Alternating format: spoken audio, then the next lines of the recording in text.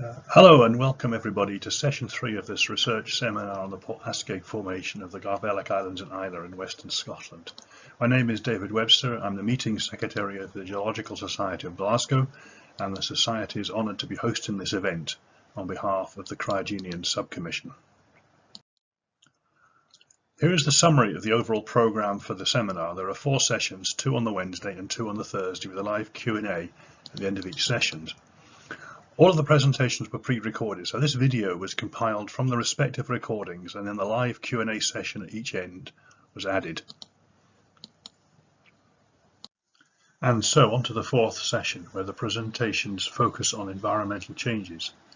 We're going to hear first from Doug Benn and Bruce Lavelle discussing members 1 and 2, and then Tony Spencer talking about members 3, 4 and 5. Doug, Ian, Bruce and finally Tony will each give a short summary of their overall thoughts on the glaciation, and a general discussion then follows.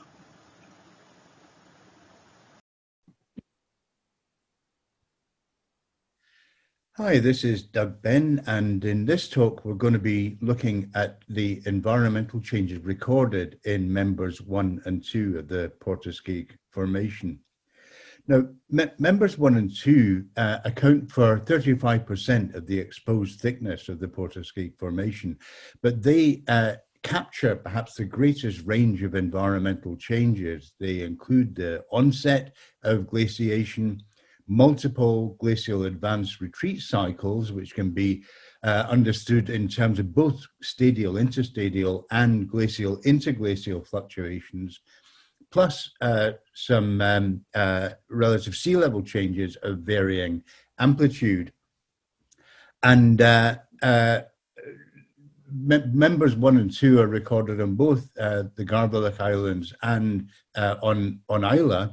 On Islay, much of member 1 is missing with an unconformity at the base, but we appear to have a relatively complete, or much more complete, and largely conformable sequence of changes in member 1 in the Garvellach Islands.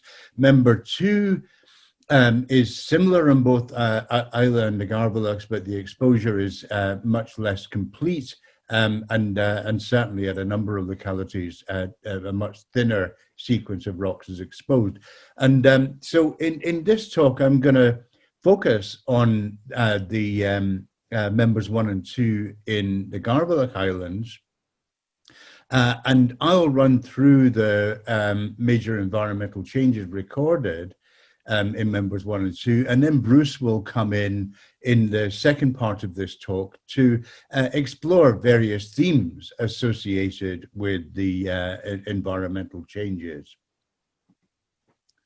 So let's begin then looking at member 1. This is an orthophoto of the succession in the eastern part of Garvellach, and there the underlying rocks, the Garvellach Formation, are directly overlain by D1, and this, as I say, appears to be a conformable transition. It's glacier tectonized in places, but we do seem to have a pretty complete record of the onset of glaciation. And this transition is marked by 2 things. First of all, by a progressive shallowing of the sea in the Garvellach Formation from subtidal grading upwards to peritidal, additionally, one can see the appearance of cold indicators, ice rafting beginning to appear in the upper part of the Garvellach Formation. So we do see the changes in sea level and in glaciation indicators grading us into the beginning of glaciation at the bottom of the sequence. When the glaciers do arrive, they arrive emphatically with evidence for grounded ice, both in terms of glacier tectonism and clast fabrics in D1. And we got lots of evidence of grounded ice in the lowermost set of diamictites with peritidal, shallow water and fluvial conditions in between. The diamictites from D7 to D12 are predominantly massive, but by looking at the interbeds, laminated siltstones and so on, we can infer that this is dominantly a subaqueous environment, but the absence of dolomitization in this sequence suggests that this is non-marine, consistent with the idea of sea level regression at the beginning of the Port Askaig Formation. D13 is the most spectacular example of glaciotectonics in the whole Port Askaig Formation, which I talked about in the glacial talk. And so the Great Breccia includes spectacular examples of great intraformational folds interpreted as glaciotectonically folded and thrust rafts. Now, the top of D13, wherever it occurs, is marked by a very distinctive horizon of a kind of matrix-supported diamictic sediment full of very angular clast fabrics, which we interpret as a gelifluctite, a lithified periglacial deposit, recording subaerial exposure and periglaciation in a very cold, arid environment.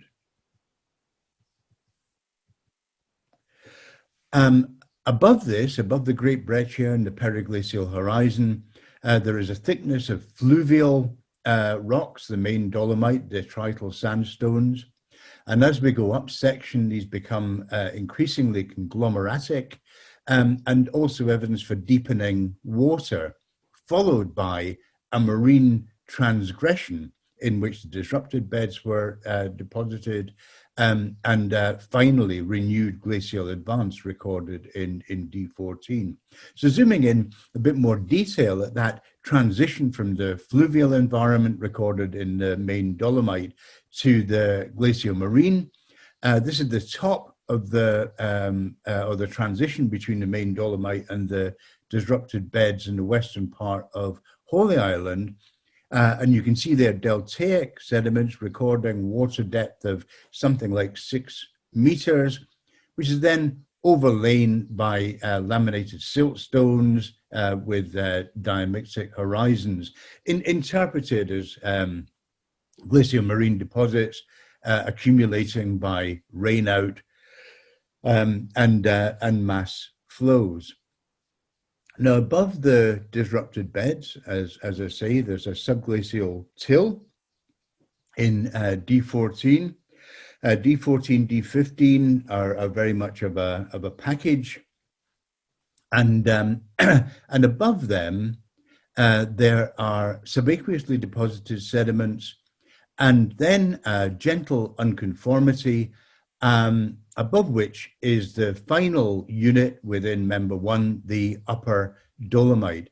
Its upper part is massive, but in the lower part there are sedimentary structures indicating storm activity, and also well-preserved stromatolites in a number of places. And so we have a non-glacial marine environment recorded in the upper dolomite.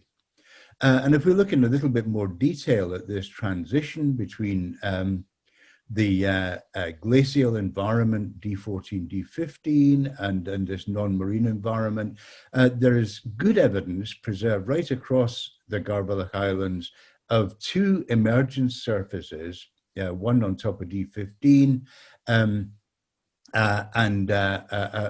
one right at the base of the upper dolomite, with shallow submergence in between. So we've got evidence of sea level hovering around 0 near the top of member 1, and then marine conditions coming back in a non-glacial environment with the upper dolomite. Okay, so moving on now to looking at member 2, that essentially the themes established in member 1 continue into member 2. Now, this shows a drone ortho image of the rocks exposed along the western side of the big island, Garvellachs. You can see member 1 on the left of the image, and the member 3 at the right-hand side of the bottom image, which fits onto the right side of the upper image. Now, within member 2, there are 5 diamictite horizons which contain unmistakable characteristics of subglacial deposition and deformation of grounded ice. And so at these 5 levels, shown here, numbered 1 to 5. And at this particular section, the upper one of these, D31, is only exposed in little fragments. Most of it has been cut out by the unconformity at the base of member 3. Now, the rocks in between these episodes of advance of grounded ice are dominantly subaqueous. And in these subaqueous environments, there is varying glacial influence. At the bottom part of the sequence, in the sequence D19 to D22, and then up as far as D30, there is usually evidence of glacial influence between the advance of grounded ice. Between D30 and D31, the glacial evidence is much less apparent. Drop stones appear at the top of this interval just before D31 arrives, but most of it does not have clear evidence of direct input of glaciogenic sediment. Now, in amongst all this, there's a curious fact that we have evidence of emergence with 4 very clear periglacial horizons with a combination of structures, frost wedges, but not only that, disaggregated clasts indicative of frost shattering, involution structures, and even sorted circles at one horizon. So we have a number of features that give us very clear indications that we have emergence in a cold, dry climate. So sea level is still hovering around 0 in parts of this sequence. Now, at this particular locality, as I said, at the base of member 3, a nonconformity cuts out most of D31, and the most complete sequence that is available is on the other side of Garvellachs, on the eastern side of Garvellachs, and this shows a drone ortho image looking down dip of the upper part of that sequence. So here's D30, a subglacial till, D31, also a subglacial till. And the sequence in between, subaqueous with little or no direct glaciogenic sediment input, and then above D31, initially evidence of a glacially influenced subglacial environment with subaqueous mass flows and indicators of the proximity of glacier ice. And as we go up section, this transitions into a sequence of laminated siltstones, very finely laminated siltstones, indicating a lack of glaciogenic sediment input into that environment. So again, passing up into what we might call non-glacial subaqueous sediments. And so to take you back to what we saw in the member 1 sequence with the non-glacial marine upper dolomite at the top of member 1. Here we had the laminated siltstones at the top of member 2. And so it appears from this evidence as if both members 1 and 2 end with interglacials, finishing up a sequence of advances and retreats within each member. All right, so that's all I've got to say here. And so now we'll pass over to Bruce Lavelle. Thank you very much.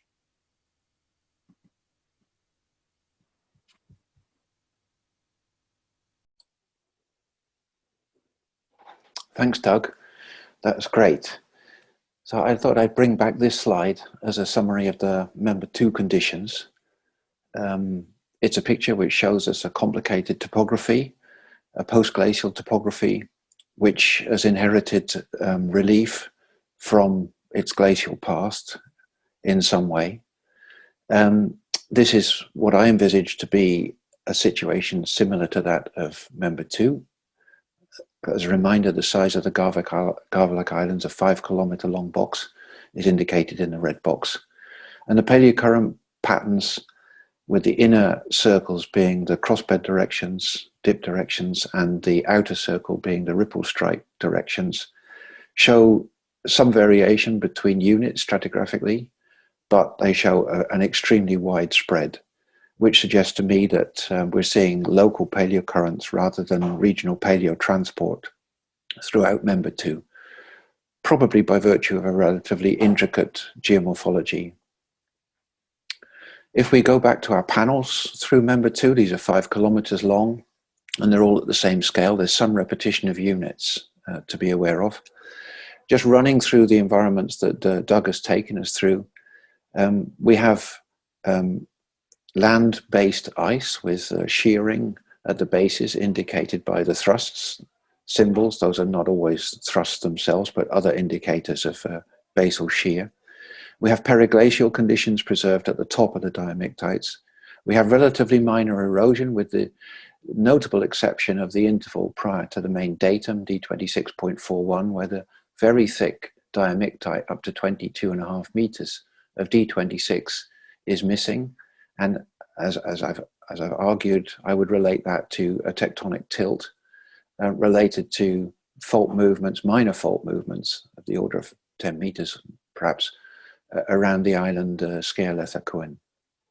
As we go to the younger section, we can see that there's a fluvial incision, which might suggest a base level lowering. However, the fluvial incision is only of the order of what you might expect from a reasonable sized river or stream.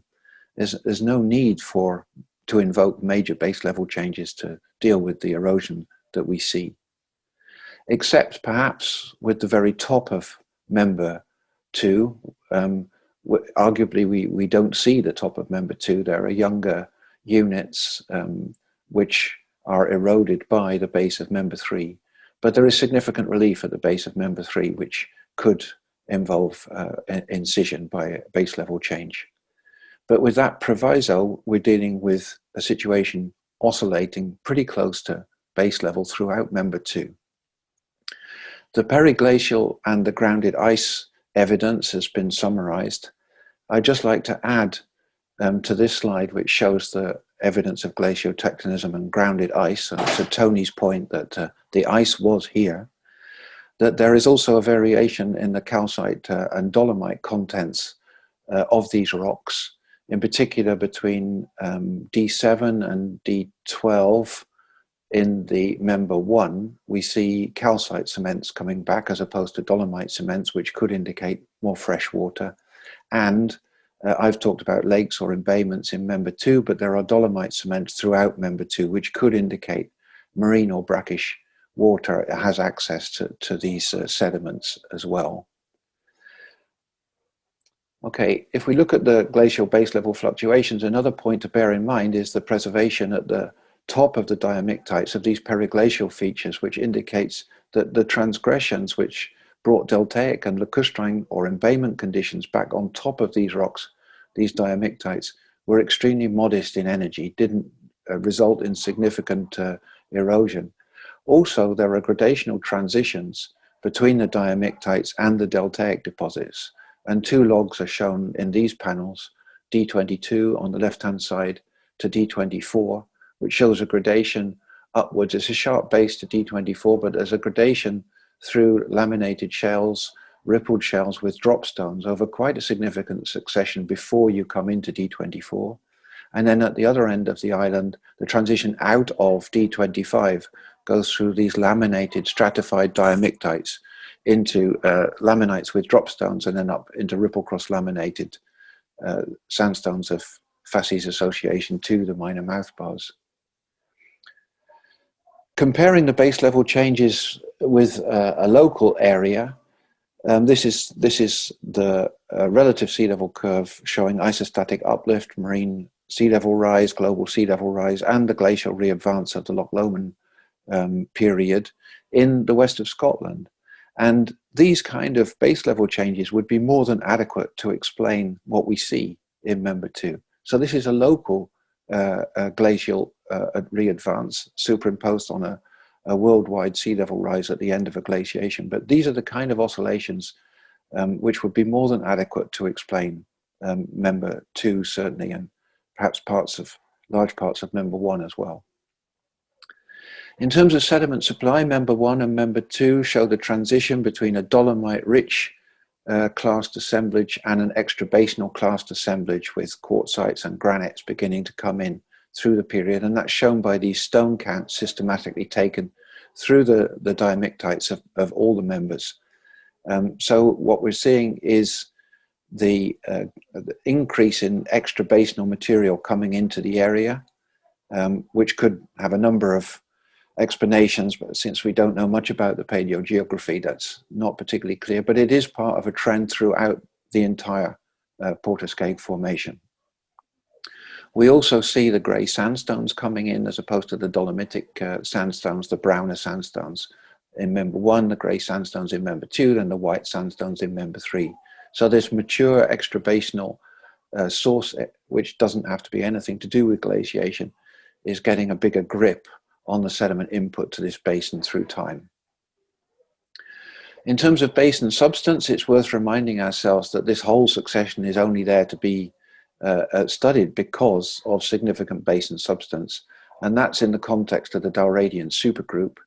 Dalradian supergroup, certainly the Argyll group going up into the Southern Highland group, the upper 12, 14 kilometers of the Dalradian, consists of a rift to passive margin sequence, which begins with the Port Askaig Formation as the lower member of the Argyll group. And there is evidence, minor evidence on Islay, which Ian has published, and the very minor evidence around Scialeth a Cuin that there's faulting and tilting going on. The difference in the Member 1, Member 2 succession between the Garvellach Islands and Islay is also indicative perhaps of footwall uplift on the Islay block. So it looks as if rifting, faulting is active syn-depositionally during the Port Askaig Formation, and that carries up through a rift. That rift then ends up in a passive margin with major suites of sill intrusion as the magmatic component of the margin increases, and then up into the pillow lavas, which is where the dated keratifiers are from at the top of the succession around 595, and the possible correlative of the Gasquias, the Loch na Keal boulder bed at that in that part of the section. So it's an active area of substance. It's going down. And maybe the Norwegian margin is an analog. This is a seismic section which shows an equivalent thickness of rock and intruded by sills, which would be equivalent to the epidiorites. And our Port Askaig Formation would actually be in the noisy faulted section at the bottom of this entire sequence. If this is an analog to the Dalradian. Now, if we look at that substance, then these are the data that we have. They're not particularly impressive. We have basement ages from monazite at the bottom of the Dalradian, which tell us that deposition started after 800. We don't know how late after 800. We have the 595 date from the Keratifiers at the top, and we have within the Dalradian succession of Scotland and Ireland 3 glacial or potentially glacial events, of which the Port Askaig is related to the Sturtian and is shown in this diagram in the middle. If we take just the thickness of the Port Askaig and the global duration of the Sturtian, we end up with a substance rate, which is shown by the flattish red line in the middle, which is significantly slower than the average rate required for the Dalradian between our two constraints. That could be a real thing. It could be that deposition is relatively slow in the Argyll group. But since the Argyll group seems to be the start of the rifting phase, then perhaps that's less likely. An alternative is that the global duration of the Sturtian doesn't apply to the Port Askaig Formation, and it represents some shorter interval of time. Those are the data we have. We wish that we had better dates and better rates.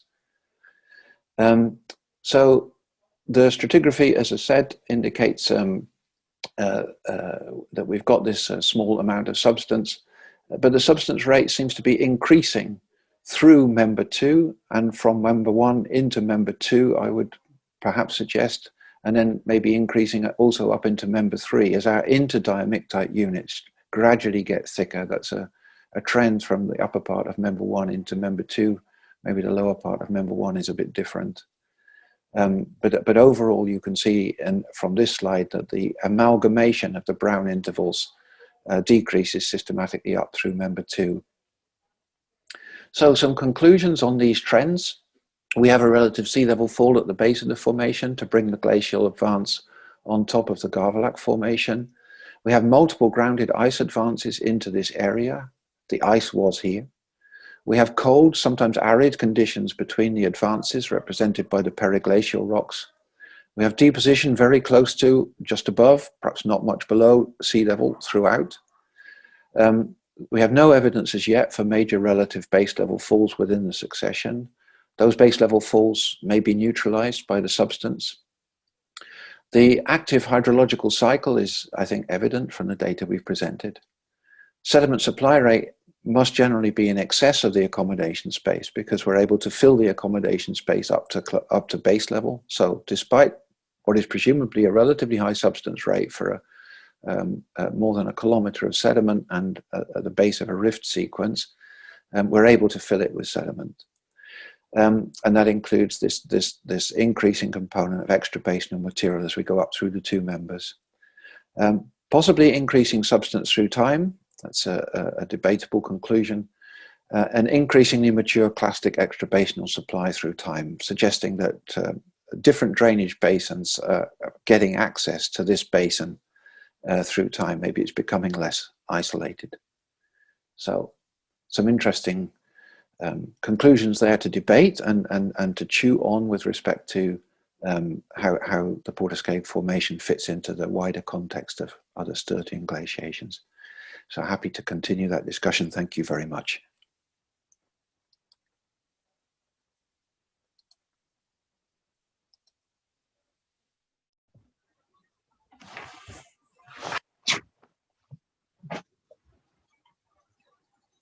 My name is Anthony Spencer, and I am to give the last of the formal lectures on the Port Askaig Formation. This will describe members 3 to 5 of the formation using 31 slides and working upwards stratigraphically. First, an introduction, 2 slides, then member 3, 13 slides, then member 4, 6 slides, then member 5, 8 slides, and finally a summary of the glacial, periglacial and non-glacial episodes represented in the 3 members. Here are members 3, 4 and 5 in the overall stratigraphic column. They're each 200 to 300 meters thick and contain diamictite numbers 33 up to 47. Each of the members has a different stratigraphic pattern. Member 3 has diamictites alternating equally with sandstones. Member 4 has the thickest diamictites in the whole formation. Member 5 is predominantly composed of sandstones with only thin diamictites and conglomerates. This is the table showing the number of climatically related episodes in the formation. Members 3 to 5 are outlined in red. This talk we will see some of the evidence for the total of 12 glacial, 10 periglacial, and 12 non-glacial episodes present in these 3 members. In member 3, the pattern of non-glacial sandstones alternating with glacial diamictites and periglacial horizons can be seen in the Garvellachs, on Islay, and in the north of Donegal. You've seen details of these strata in the earlier talks on glacial and periglacial geology and marine and continental environments. Because of that, I'm not going to give a bed-by-bed account of Member 3, as that would repeat a lot of what you've heard already. Instead, I shall select 3 special features of Member 3. 2 of them are marked here. We will see the interval marked by the red line in the next slide, and then a slide showing the horizon marked by the red arrow. Here is a view from the boat exposing about 50 meters of section from the middle of Member 3. Starting at the base, diamictites 33 to 35 were deposited by grounded ice. On the top surface are periglacial structures, polygonal sandstone wedges and frost-shattered stones formed on a land surface. Then there was a gentle marine transgression and tidal sand bodies were deposited. Note the large crossbeds. Next, the grounded ice sheet of diamictite 36 advanced and then melted. On top of diamictite 36 are more periglacial structures, sandstone wedges and frost-shattered stones, evidence of another periglaciated land surface. So in this 50-meter thick section, we have a record of 5 climatically related episodes: glacial, periglacial, non-glacial, glacial, and periglacial again. One question raised by this succession is, how was the sea able to transgress so gently that the periglacial horizons were just buried and not eroded? The second special feature of Member 3 is illustrated here.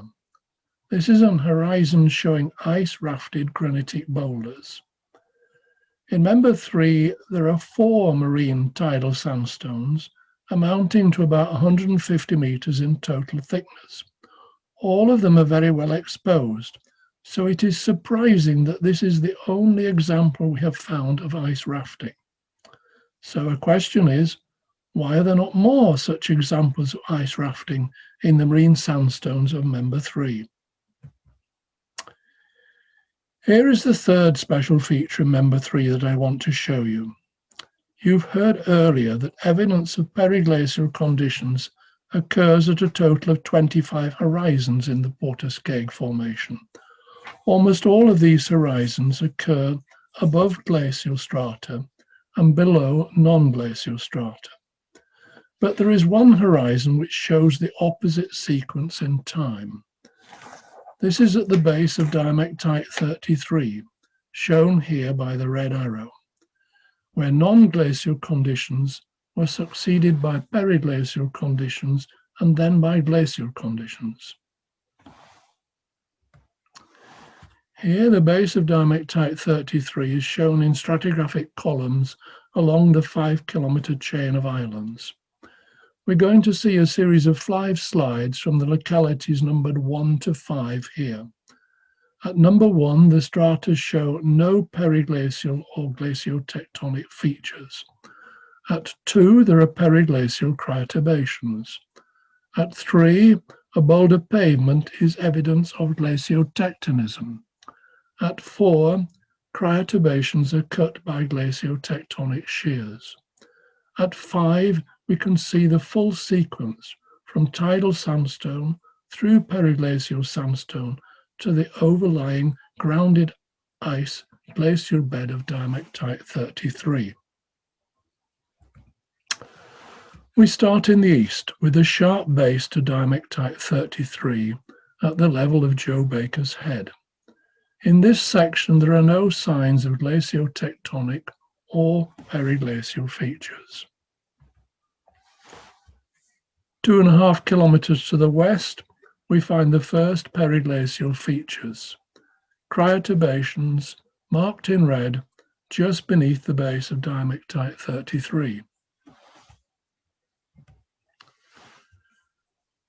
Now we are 3.5 kilometers to the west.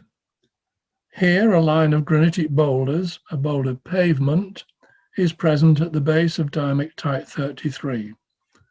This shows that the ice was grounded and moved over the surface to generate the boulder pavement. The pavement overlies a brown sandstone. And the next photograph we'll show you is just 5 meters away, and we will see the cryoturbations in this brown sandstone. Here, the periglacial cryoturbations in the sandstone can be clearly seen. One is marked in yellow. These are folds created by freezing in winter and thawing in summer in the active zone of the permafrost. We can also see another structure marked by the red line. This is a shear plain created by glaciotectonism due to the movement of the diamictite 33 ice, which is just 1 meter above this photograph. I want to use this photograph to remind you of the exceptional quality of the rock outcrops in the Garvellachs. This wonderful outcrop has formed like this. The smooth surface is a roche-moutonné surface, a glacial abraded surface, formed by the Quaternary ice about 15,000 years ago. After that, it has been subaerially weathered for several thousand years. It is now in a sort of golden zone of bare rock exposed just above high tide level and just beneath the level of land vegetation. There are many outcrops as well exposed as this in the Garvellachs. Now we are 5 kilometers to the west. Here the whole of the 7-meter interval with periglacial features can be seen. The red dashed line is the top of the underlying non-glacial sandstones. Above comes the 7-meter interval with periglacial and glaciotectonic features. Then the sharp base of diamictite 33 is marked by the continuous red line. This photograph shows the remarkable preservation potential exhibited by the strata in the Garvellachs. Marine conditions changed to subaerial periglacial conditions, and then a grounded ice sheet advanced over the top, burying and gently deforming the earlier strata, but not eroding them. Here again is the table summarizing the climatically related episodes. Member 3 is outlined in red. From that you can see that the 180-meter sequence in the Garvellachs, with diamictites 33 to 38, records a total of 6 glacial, 6 periglacial, and 6 non-glacial episodes. Member 3 has also been studied on Islay, and in the next photograph we shall see the outcrops for the columns circled in red. Again, diamictites alternate with sandstones. The overall thickness of member 3 on Islay is approximately the same as in the Garvellachs, but the rocks are much more poorly exposed in the inland outcrops. You can see many gaps in the measured stratigraphic column due to lack of exposure. This photograph shows the nature of the outcrops on Islay. The stratigraphic column you just saw in the red circle was measured on the hills where the letter M3 is written, between the outcrops of member 2 to the left and member 4 to the right. To best understand the stratigraphy of these outcrops on Islay, it is essential to make detailed geological maps. This is our current compiled geological map of the Port Askaig region of Islay. Members 1, 2, 3, 4 and 5 of the Port Askaig Formation are shown with red numbers. The strata beneath the Port Askaig Formation are in green and blue colours. The Bonahaven Formation above the Port Askaig is in pink colours. Now we're going to move upwards stratigraphically and look at members 4 and 5. Remember that these are not exposed in the Garvellach Islands, so we have to use the outcrops here on Islay to examine them. and in the next slide we shall see the outcrops of Member 4 in the coastal cliffs between Port Askaig and Kalila, shown in red. This is the best section of Member 4 on Islay. Port Askaig and the pier where the ferry to the islands lands is on the left, at A. Then the photographs are arranged in sequence, AB, BC, CD, and DE. E is behind my photograph is the start of the buildings of the whisky distillery of Kalila. Most of the 250 meters of strata seen here are composed of thick diamictites. Note that there is no raised rock platform here like in the Garvellachs. Here are stratigraphic columns through Member 4. The coastal section in the last photograph is the one circled in red. Member 4 is predominantly composed of thick, unstratified diamictites, each 40 to 60 meters thick, which means they are thicker than all but 2 of the diamictites in Members 1 to 3 in the Garvellachs. On Islay, the thick diamictites and the thin sandstone interbeds of Member 4 lack the numerous distinctive features seen in Members 1 to 3 in the Garvellachs, and so provide no firm evidence of their environments or mechanisms of deposition. So one question here is, how did these thick diamictites form? There are, however, features present in Member 4 which are distinctive and allow an environmental interpretation. These are the sandstone wedges marked in red, which we shall now see photographs of. Here's the first of the sandstone wedge examples. You're looking down onto a bedding plane, and this has 2 sandstone wedges which join together at right angles. This is a poor quality outcrop compared with the wonderful outcrops in the Garvellachs, but nevertheless it is distinctive enough to say that at this stratigraphic horizon we have evidence of a land surface with periglacial conditions. This is the second periglacial example, a network of polygonal sandstone wedges covering a bedding plane on top of a diamictite in Member 4. Here again is our table summarizing the climatically related episodes, with Member 4 outlined in red. From it, you can see that the 220 meter sequence in Islay, with diamictites 39 to 44, records a total of 3 glacial, 3 periglacial, and 3 non-glacial episodes.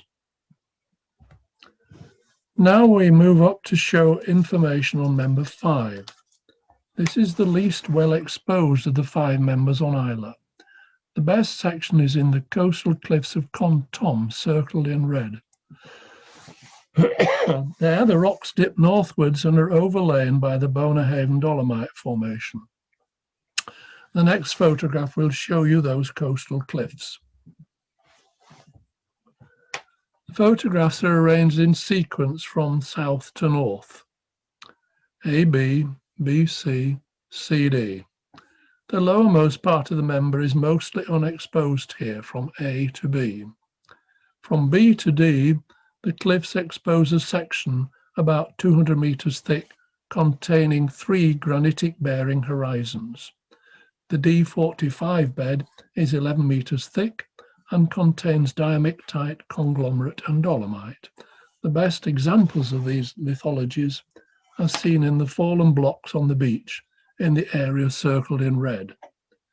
The D46 and D47 beds in the cliff are thin granitic conglomerates. Here is the stratigraphic column measured in the cliffs at Con Tom. 90% of Member 5 is composed of marine sandstones. This is the first of 2 photographs of the lithologies seen in the fallen blocks on the beach derived from D45. This is a very coarse granitic conglomerate. The photograph at the top right shows a granite boulder which is 1 meter across. The question is, how have these extrabasinal boulders been brought to Islay? Have they been brought by ice and then concentrated by water currents, washing away the fine material? This is the second of the 2 photographs to show lithologies in the fallen blocks on the beach derived from D45. They are dolomite breccias. They have delta 13C values of -5. So a question is, can this be the carbonate of the Port Askaig Formation? Here are photographs showing the conglomerate beds of D46 and D47. They contain pebble to boulder-sized granitic stones. The question here is, do they represent the debris reworked from glacial diamictites? I want to finish the information on member 5 by showing some strata from the north of Donegal. This is 120 kilometers away from Islay. The overall stratigraphic column is similar in thickness and composition, consisting predominantly of sandstone with thin diamictites and conglomerates. The next photographs will show the diamictite at the top of member 5 here, marked by the red arrow.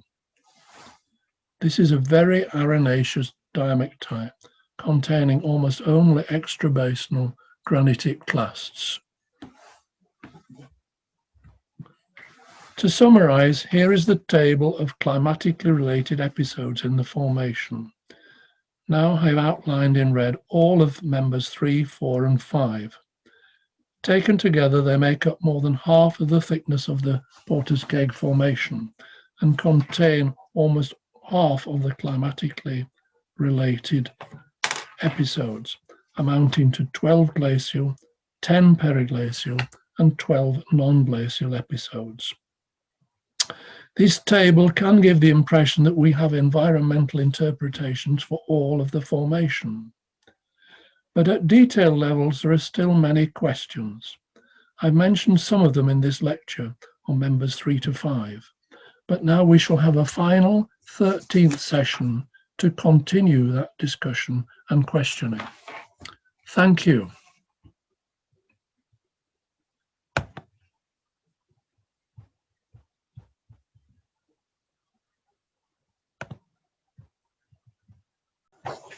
Okay, thanks Tony, thanks Doug, thanks Bruce for all those conclusions and summaries of the environmental changes in this formation. What I'm going to do the next session, just to introduce and get the discussion going, we had thought that each of some of the 4 key members of the team would just give a 5-minute sort of a synopsis of where their thinking is going and what the problems are.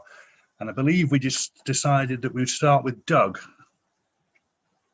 followed by Ian, then Bruce, and then Tony. If they're still happy to do that? Yep, I'm happy to kick off. Yep. Okay, thanks, Doug.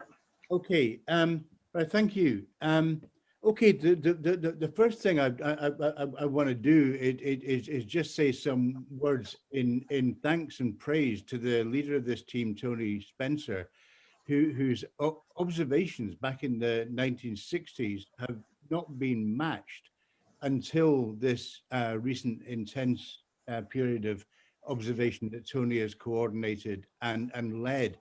And I've lost count of the number of times that I would come back from an outcrop and Tony would say, "What have you seen?" And I'd, having thought I'd seen something for the first time, kind of describe some feature. And he would say, "Oh yes, it's in the memoir," and there it would be. And then he would say, "Well, I didn't know what it was." We have to remember that back in the 1960s, there were not the depositional models or the observations of modern environments that we now have available to us.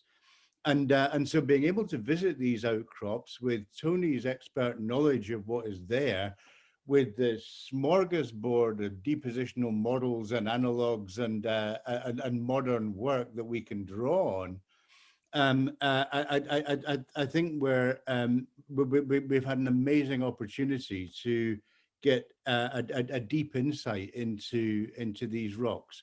And sometimes looking at these outcrops, really one does have the impression of looking straight through a window into deep time, which is quite remarkable.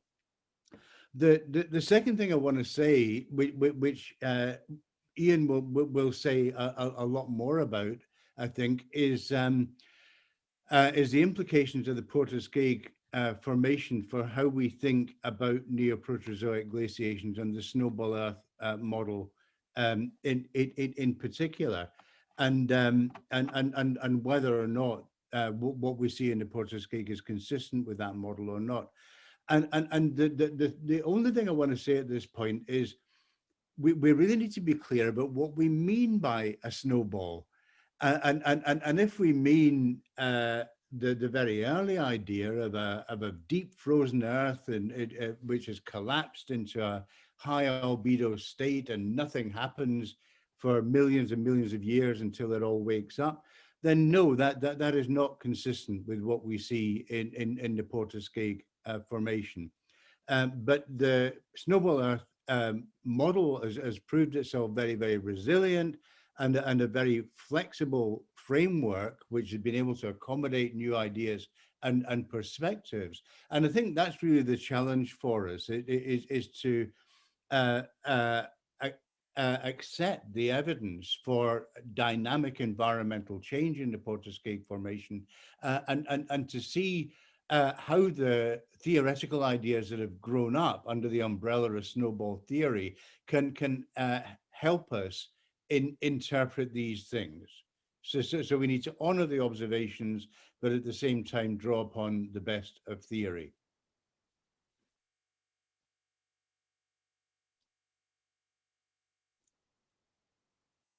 So over to you, Ian. I think you're muted, Ian. I beg your pardon. Well, I think Doug expressed more eloquently than I could do the philosophy behind how he sees things going forwards. If we look backwards, then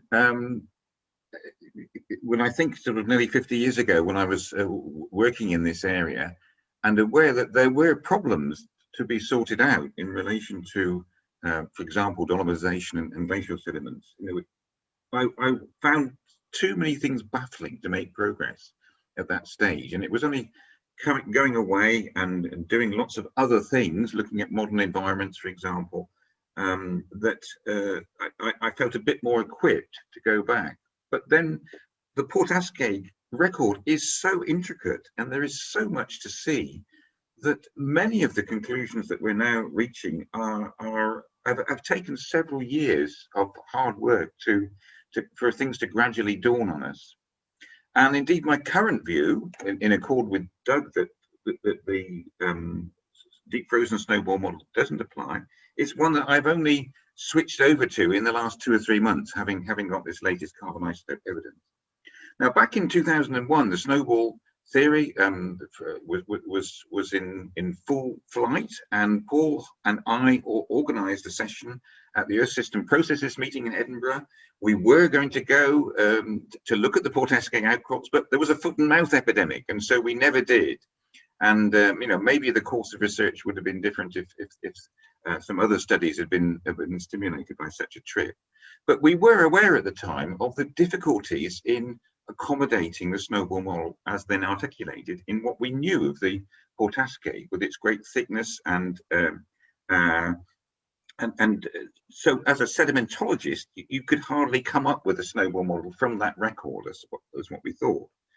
But the value of that theoretical approach and understanding, I could see the value of that, and I was very attracted by what was developed in that snowball theory.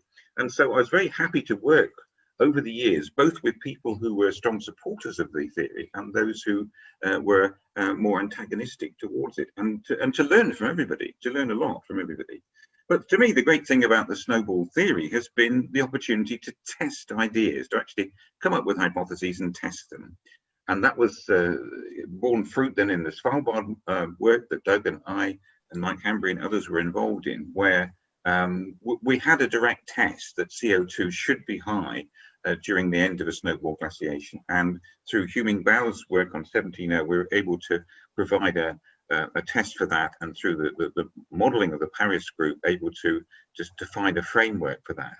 And so when we came to the Port Askaig, we were looking for something similar. We were looking for an unconformity which could be the snowball gap. And so I was looking for it. And then when we actually found this unconformity above the Great Breccia, I thought then that's what we'd found. But it's only since getting the carbon isotope evidence that I really feel that it can't be. And that I will then revert back to what other colleagues, such as Bruce, have been telling me all the time, that the subsidence history of the formation really argues against the snowball model in this particular case. So this draws attention then to the need to distinguish what we say about panglaciation in terms of these two different events, the Sturtian and the Marinoan event. They were different in various ways, and we really need to differentiate our conversations about them to understand what happened with more insight as we go into the future. Thank you. Okay, before we get into the Q&A session, lots of questions coming in, lots of comments. I just want to finish off these two little summaries. Next one is Bruce, if you can, you're there, Bruce, yeah? Yeah, so my first reflection is that it was putting this meeting together is perhaps the first time that the group as a whole has shared the interdisciplinary research that we've done more or less separately over the last several years, and there are still some rough edges and some repetitions and some and so on. But I think I leave this meeting with a great desire to actually get the interpretation from the glaciologists, the periglaciologists, the geochemists, the physical sedimentologists all together, and to go again through the formation and make sure that's all collated in one story. And I think that still needs to be done. And I'm really looking forward to doing it, ideally in the bothy with some whiskey. But so that's number one, and I think you'll have noticed that if you followed these talks over the last 2 days. Now, my own interest in this came from an interest in sedimentology, in terms of why do things get preserved? Why do we see what we actually see? To what extent is the record biased? And I started looking at this area in the Jura quartzite because you've got this issue that you've got 5 kilometers of rock, which looks pretty bloody monotonous to most people, and except perhaps Roger and I, who love it. So how do you preserve sediment which is deposited in effectively the same setting during 5 kilometers of substance? And the argument there is about the balance between sediment supply and space creation. In fact, it's a vast excess of sediment supply which keeps the basin topped up, and a high energy system will continue to rework itself. So preservation is constrained essentially by lateral migration of channels. Now you come then to the Port Askaig and you say, well, okay, there's a group over there working on those islands, which is at the bottom of this sequence. Now, how did that glacial sequence get preserved? And I think then coming at it from the perspective of a rift basin which is being filled, you then say, well, okay, so what's the relative sea level history? If we have a large eustatic sea level drop, that's fine, because if substance is fast, then I see nothing because the two cancel each other out. But then I have the problem of filling it back up again when the post-glacial sea level rise happens.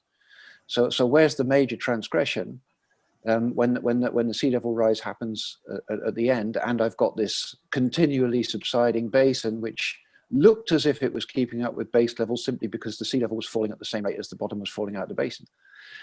And then we get into this discussion on the substance, which is a very difficult one to have because it's really not constrained by data.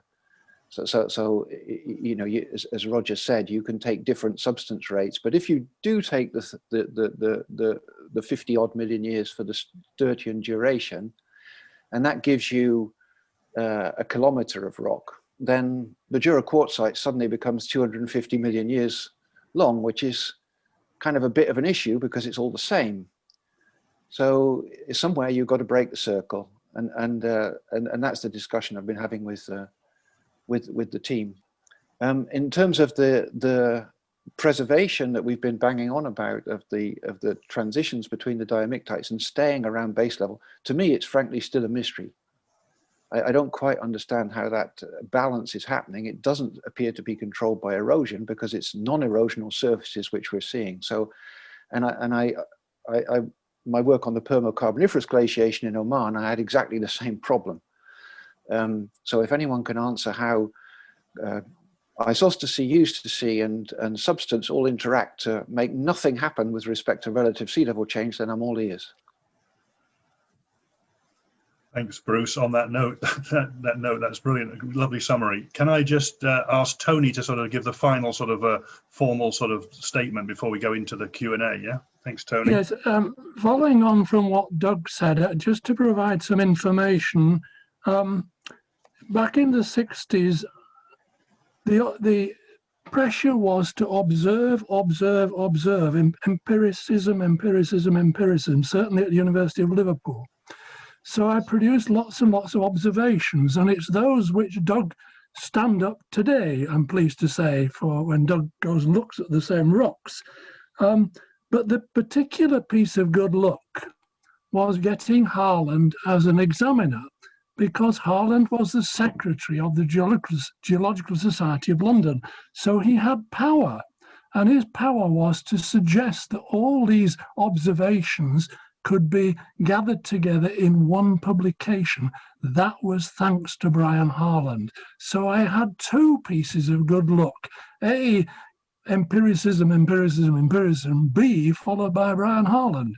Right, that was just a little add-on to what Doug said. Now, here's what I want to say, entirely different to what other people have said. I just want to speculate. I want you to speculate as well as me. And the speculation is this: what would we have seen if we've looked down from an aeroplane onto the Garvellachs region in Port Askaig times? At many times we would have seen an ice sheet covering all of the region. But in the periglacial and non-glacial periods, what would we have seen then? What evidence do we have to suggest what the topography or bathymetry would have looked like? And I think there's four pieces of evidence. Firstly, the 600 meters of strata in members 1 to 3 in the Garvellachs, we have almost 200 crossbed measurements. When you plot those, they form a perfect row, suggesting there was no overall paleoslope in the Garvellachs region. Secondly, in our lectures, you have heard the evidence that the non-glacial environments were very varied. Periglacial land surfaces, rivers, lakes, and shallow seas. Thirdly, the preservation of many of the periglacial features implies that the marine transgressions were very gentle. Fourthly, erosion surfaces present in members 1 to 3, they're gentle, down-cutting amounts to no more than a few meters to a few tens of meters. Now, these four lines of evidence all suggest that the topographic bathymetric relief was very gentle. So in our aeroplane above the Garvellachs area, we would have looked down on a flat surface, sometimes comprising frozen land, sometimes with a varied pattern of rivers and lakes, like Bruce Lavelle showed from the Mackenzie Delta, or sometimes covered by a shallow sea, perhaps with a complicated geography preventing long-distance movement of floating ice. So that's an aeroplane. Now I want us to go up higher and look down on the whole of the 700-kilometre long Dalradian sedimentary basin from a satellite.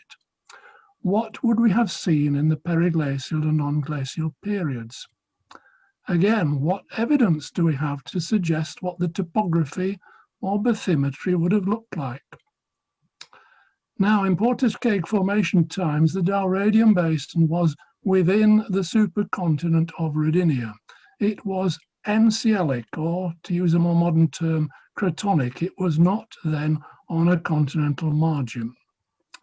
And the stratigraphy of the Port Askaig Formation tells us that the 5 members can be traced 170 kilometres, and the overall lithostratigraphic pattern of the formation can be traced along all of the 700 kilometres of the Dalradian.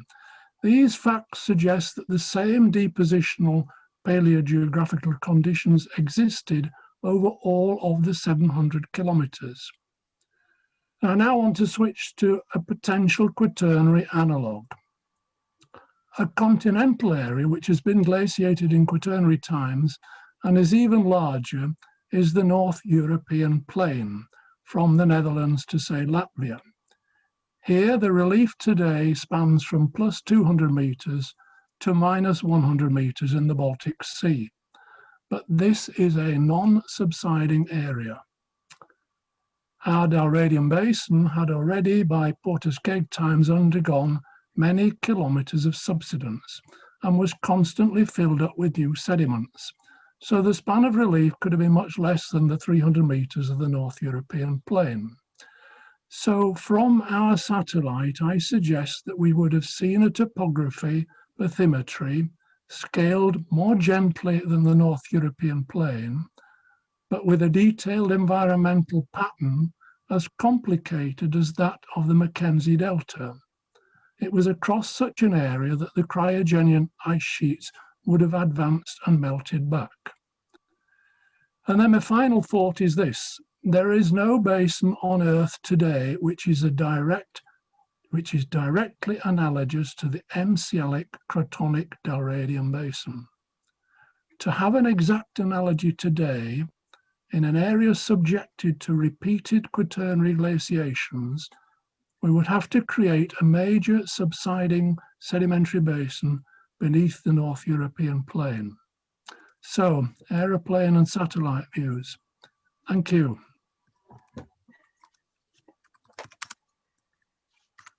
Okay, so thanks, Tony. Very illuminating conclusions there. Thank you very much indeed. I'm going to just pick up some of the questions here, then we can start discussing some of these key issues here. I'm going to kick off with Graham Shields. You've put a question here about picking up on the things about the cycles decreasing and the thickness increasing, then the Jura quartzite and substance rates. Can you just maybe ask your question so that we can all hear it, and maybe some people can chip in? Yeah, it's just more of a statement than a question, but I suppose, yeah, I'm sure people have thought about this already, that the thickness of the members increases as you go through the Port Askaig, but you've actually identified these climate cycles now, and you only have 3 in that, I think it was member 4. And if you thought that is indicating an increase in subsidence as you go up, and that would be consistent with the massive thickness of the Jura quartzite above.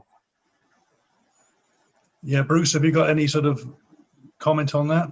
Yeah, that's the way I see it, Graham. I'm not sure that you can use the number of advances and retreats as a metronome, but maybe it's got some metronomic quality to it. But I think the nature of the interdiamictite material becoming deeper water as you go up suggests to me that sedimentation is having a more and more difficult time keeping up with substance as you go up through the formation. So I would see it the same way. I'd be quite happy with a sort of fairly linear increase in substance rate as you go up through the Port Askaig.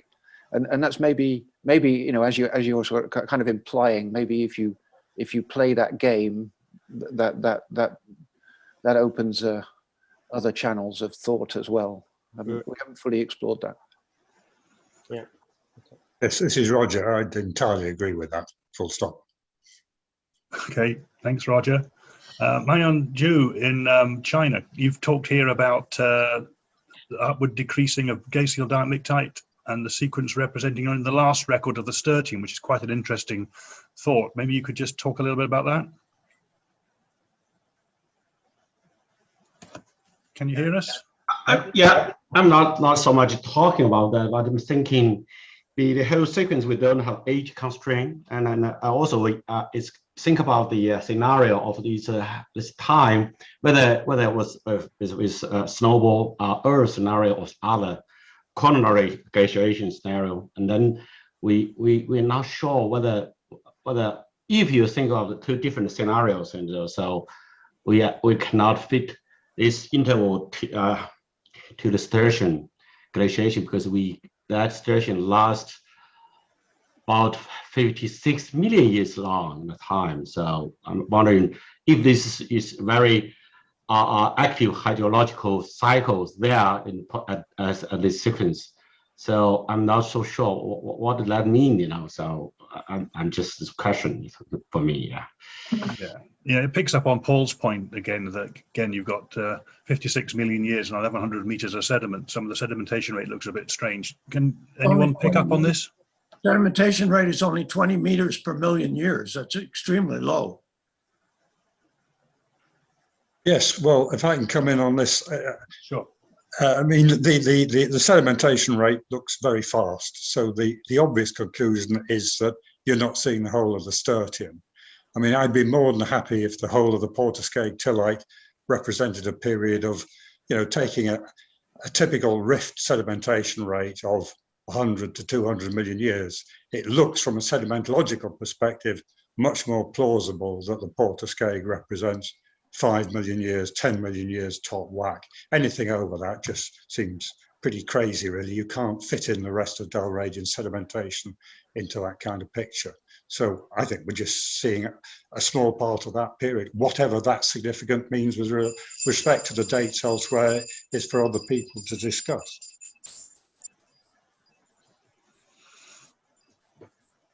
Any other thoughts on that? Anyone to contribute? Ian was talking about the snowball disconformity or something, or the deep freeze. I'm not sure exactly what he means. Snowballs, when the ocean freezes over, there's always a hydrologic cycle because it's always warmer at the equator than there is at the poles. If you mean the interval of time between when the ocean freezes over and when the land ice, the grounded ice, becomes thick enough to flow, climate models like David Pollard's or Donahue's, they suggested it was a few 200,000 or 300,000 years. That's a very short interval in the overall length of the Sturtium. So I think the snowball model predicts that you have active glacial processes during the vast majority of the snowball period. But accelerating in flow rates is with time, although the ice sheet mass balance might actually decrease. I think also the fact that you have an arid climate locally suggests the presence of katabatic winds, as you have in the McMurdo dry valleys, where the summer temperatures are at the melting point because of these warm, dry winds that come off the ice sheet. That, of course, requires the presence of an ice sheet in interior Laurentia, inland from the Dalradian. And that is a very convenient way of explaining the warm, dry situation in the subtropics, which in a snowball is actually the area of the highest snow accumulation.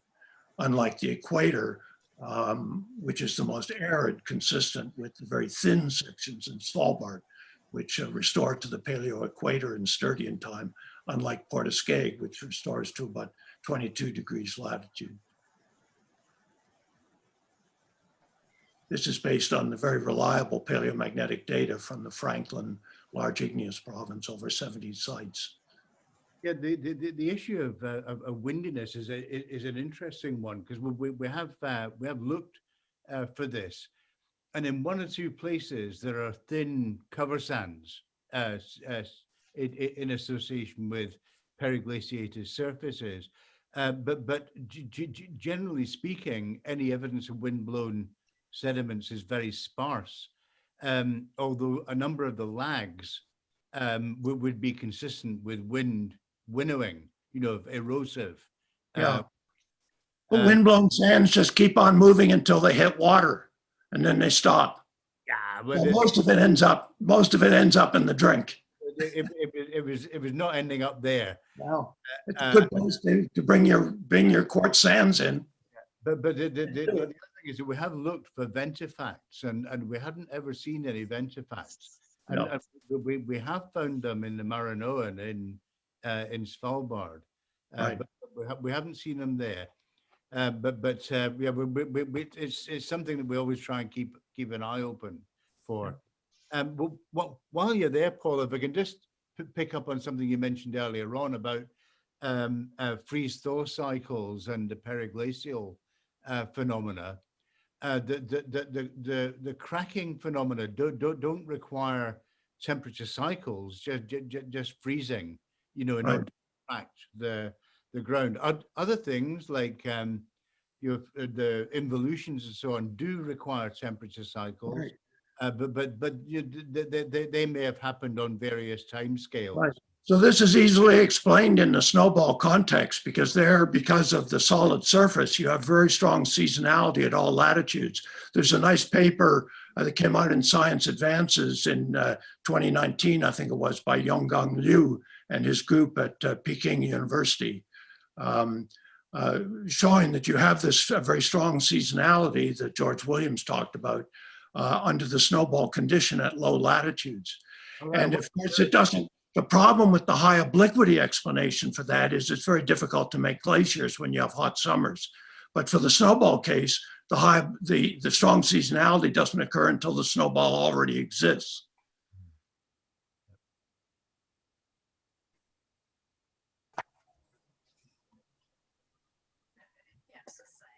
Mike Hambry's just put a question in, a statement in, talking about the Ross ice shelf, Ross Sea Cenozoic rift being quite a possible good analogy, with a kilometre-thick sequence of glacial deposits spanning 34 million years. Maybe, Mike, you can just tell us a little bit more about that? Yes, we've thought about this before as a group, and a lot of work has been done on the western part of the Ross Sea, which is a rift basin in Antarctica, almost entirely from seismic and drill cores. So there are certain features that you would not see in those circumstances, such as perhaps periglacial surfaces, where you want to see the spatial distribution. But in terms of the sedimentary facies, which include multiple diamictites with evidence of grounded ice, internal deformation, and also multiple interglacial facies from sandstone, siltstones, and so on, we have a sequence that amounts to around about 1 kilometre, as far as is known, and includes these multiple diamictite beds.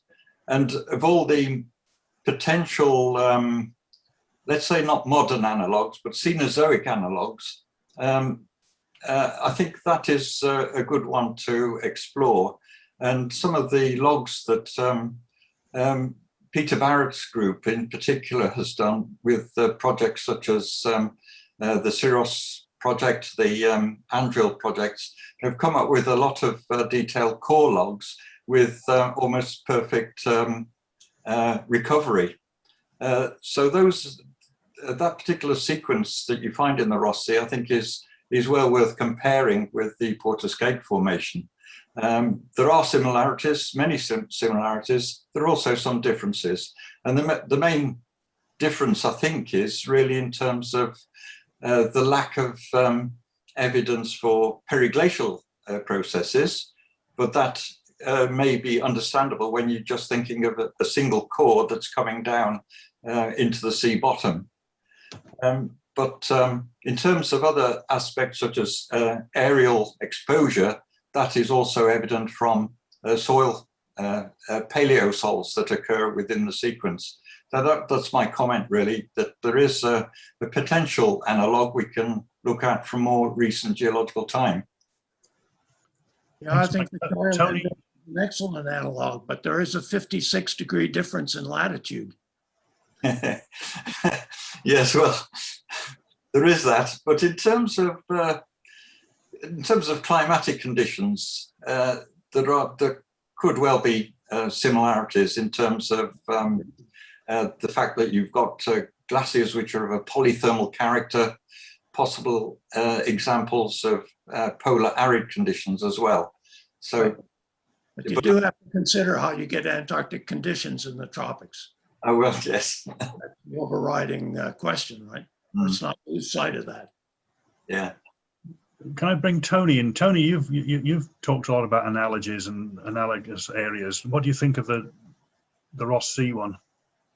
The stratigraphy, it's in the article by Dilshad Ali, of course. It's it gives us a stratigraphy which looks similar, but geographically it doesn't match my North European plain subsiding basin.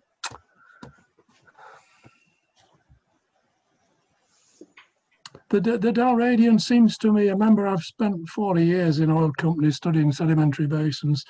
It strikes me as very odd, the basin as a whole.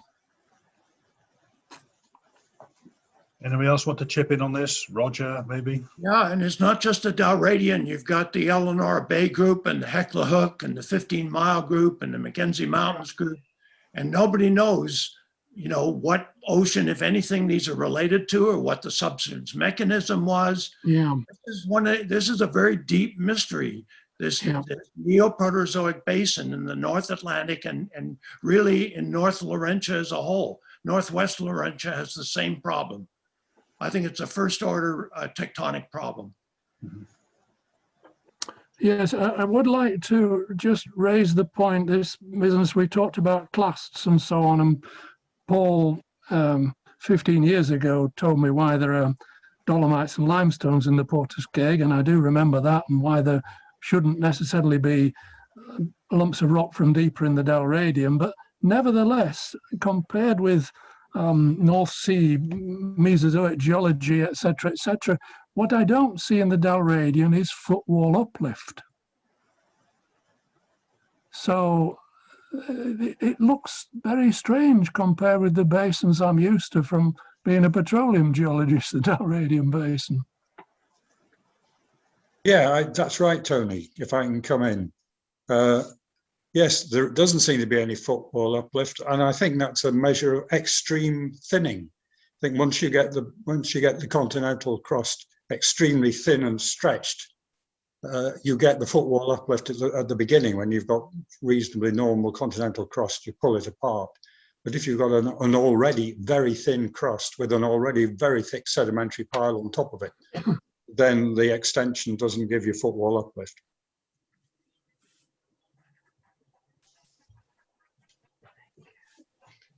Okay.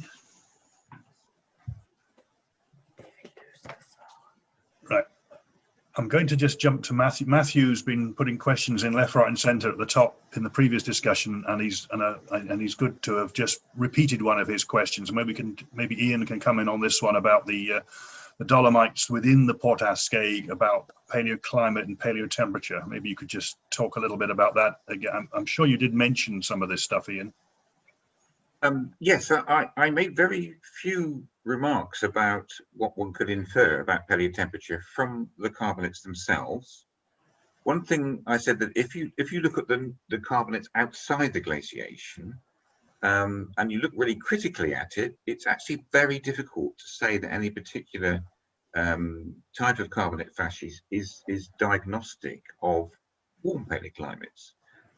Possible exception being oolitic shoal deposits. There are occasions you can get ooids in Antarctica. They're very rare and very weakly developed. So that's one possibility from the warm side. On the cold side, I would submit that the heavy oxygen isotopes in the dolomite concretions in Svalbard would be evidence of cold marine conditions, but that in principle, otherwise, it's actually very difficult to say that you've got anything that you can be definitive about. So the argument for the paleotemperature really stems from the facies that we see, the glacial facies indicating the glacial conditions. When you go to the non-glacial strata, you don't see anything that tells you whether it's warmed up significantly, for example. I mean, are there warm interglacials? There's no evidence at all about that. So your issue is that if you've got some oolites, you've probably got some warm water. Is that what you're saying? Well, it is noticeable that we don't see oolitic carbonates in the Port Askaig Formation. I was looking for them when I originally went there in 1979 in Garvellachs, and you don't see them in the Garvellachs Formation, which is immediately underneath the transitional base. But if you go to the older carbonates on Islay, there you do see oolitic deposits. So that's just suggestive that we may have had a cool temperate phase of carbonate deposition immediately prior to the Port Askaig Formation, but it by no means proves it. And is that applicable to the Bonnehaven Formation too, above the Port Askaig? That doesn't have oolites, it has arid evaporites, but not necessarily hot evaporites, is that right? Well, yeah, there are oolites. Yeah, there are some well-developed oolitic horizons locally in the overlying deposits. So, you know, that fits snowball theory, if you like. But it's yeah, certainly there was warming post-glacially. I'm going to bring in Dan Laheron. Are you there, Dan? You've got a question here to Roger about shelfal successions and bed forms. Maybe you could just elucidate what you're saying, yeah?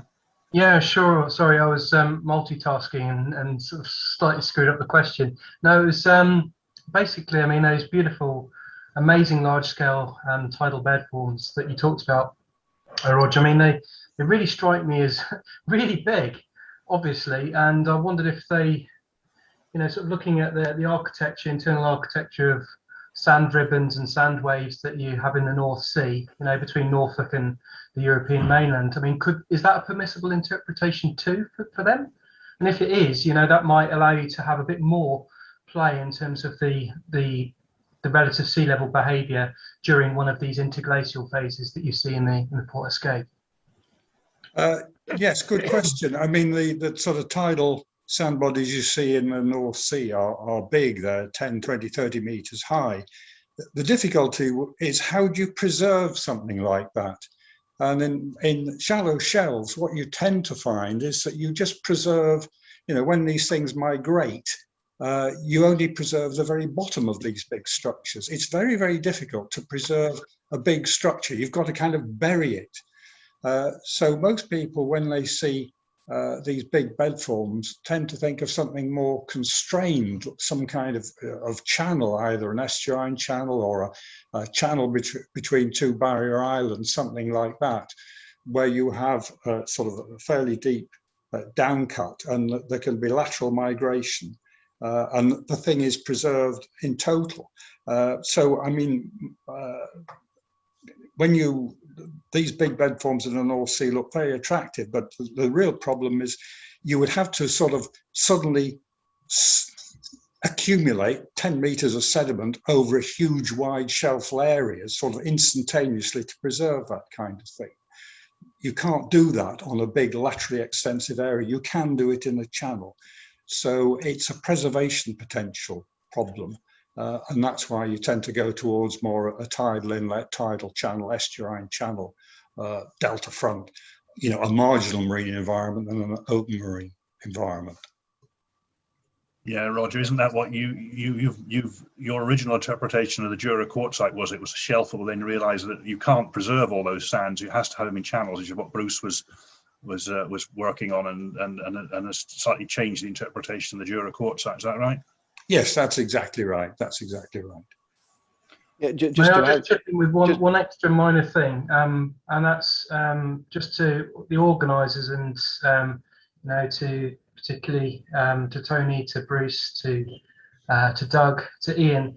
You know, I think what you've presented in the last couple of days has been a really wonderful summary, and my role is also as the person that's responsible in the Geological Society of London for seeing that the memoir that has been presented, that has been proposed and accepted, goes through really well. So I'm really excited that this is going to be reality, and people that are listening may well be called upon to review things from time to time, I think, as it all goes forward. So I thought that would be important from my side to at least say that to you all.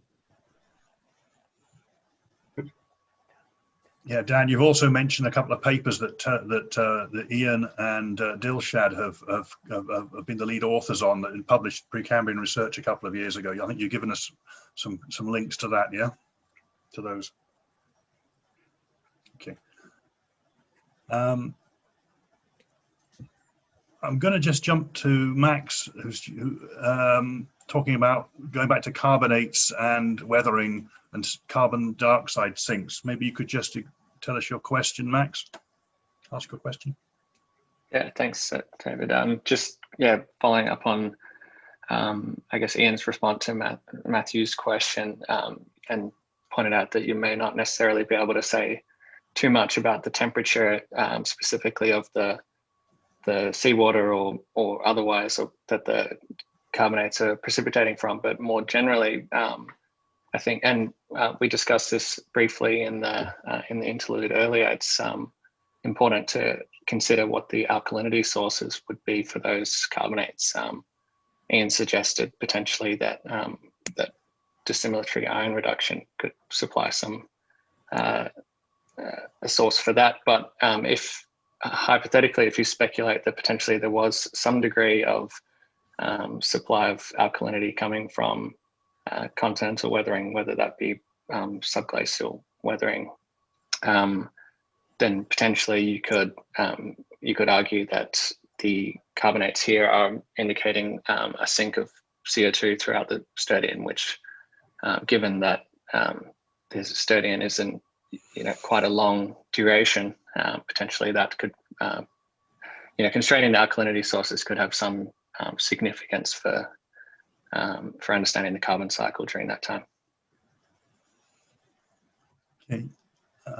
I've got a question which is really to do with we haven't really mentioned iron much in the last 2 days. There are some iron formations, not really banded iron formations, but they're certainly layered iron formations with a lot of magnetite in them. I've been to the things and I've watched my compass spin 90 degrees against these magnetite bearing siltstones.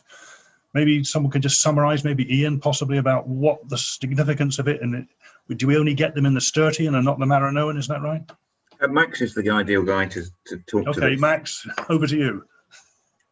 Yeah, I mean, as far as I know, in terms of iron oxide rich deposits related to glaciations in the glacial deposits in the Neoproterozoic, as far as I'm concerned, they can all be either convincingly showed to be in the Stertian succession or lack sufficient age constraints to rule it out. In terms of the interpretation for why that is, my personal interpretation for the origin of the iron oxides is that it's related to the oxidation of seawater ferrous iron by oxygen supplied by meltwater to the seawater. If this model is correct, then it's not readily clear why that shouldn't be applicable to, say, the Maranoan glaciation. The significance of why, I mean, there's a few reasons why you could speculate why they seem to be absent, or at least a lot less common during the Maranoan, but it's not 100% clear. But yeah, this distribution to me seems quite reasonable, that if there is iron oxide rich deposits in the Port Askaig tillite, from what I've seen, it's just really magnetite enriched beds. So it's quite different to other Neoproterozoic iron formations globally, which are typically laminated hematitic siltstones, but potentially you've had some post-depositional alteration of those. It would be at least consistent with the Stertian age assignment. I actually... Yeah, sorry, just to say, Patrick Casey, I think, is... Patrick's looking at these in Stockholm. He's doing his... yeah, go on, Patrick. Yeah, so I was just going to comment on Max, who I've spoken with briefly about these last summer. And yeah, so in the deposits, the iron-rich facies that you saw were the siltstones, which crop up on Islay. But on the Garvellachs in the disrupted beds, we actually get really a proper ironstone that's almost, when you break it down, it's only about 1% to 1.5% detrital. Otherwise, it's just a pure iron and silica beds that we have there that are about 50 centimeters thick, and they're dominantly hematite.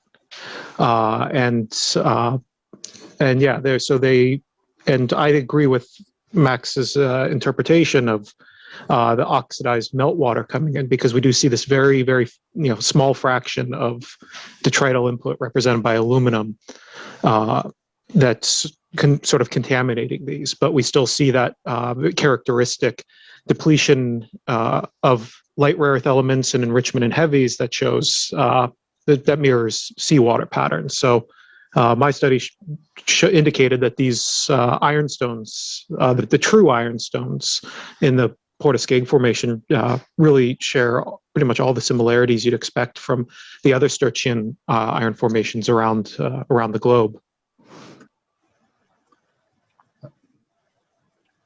Yeah, the data that Patrick has shown me, yeah, I'd agree that it's very similar to what I've seen elsewhere. Can I ask Dan Heron to comment a bit more, because he's just gone. Oh, I'm supposed to be hosting a webinar at 5:15 here in Austria, but I'll try. Okay, so one question that was raised just now is, why are there no iron formations in Maranoan? But the wider question to me is, what are the prevalence of dominant facies that are actually preserved in the records that we have of Sturtian and Maranoan deposits? So, I mean, Dan and I have written a little bit about this and comparing and contrasting, but I think there's a lot more that we need to do to really understand whether, when we're looking at these glaciations, we're partly influenced by what's preserved or what was originally deposited. So, I mean, what are your thoughts, Dan? Yeah. Okay. Well, I mean, I think one thing, I don't want to sort of I don't want to overdo the point of exceptional preservation. It's obvious that the Port Askaig is exceptional in many ways, but one thing that really strikes me are things like the compelling evidence for the involutions, cryotubation, the exposure surfaces, things like glacier tectonism, which, to the best of my knowledge, is a rarity in Sturtian glacier deposits anywhere.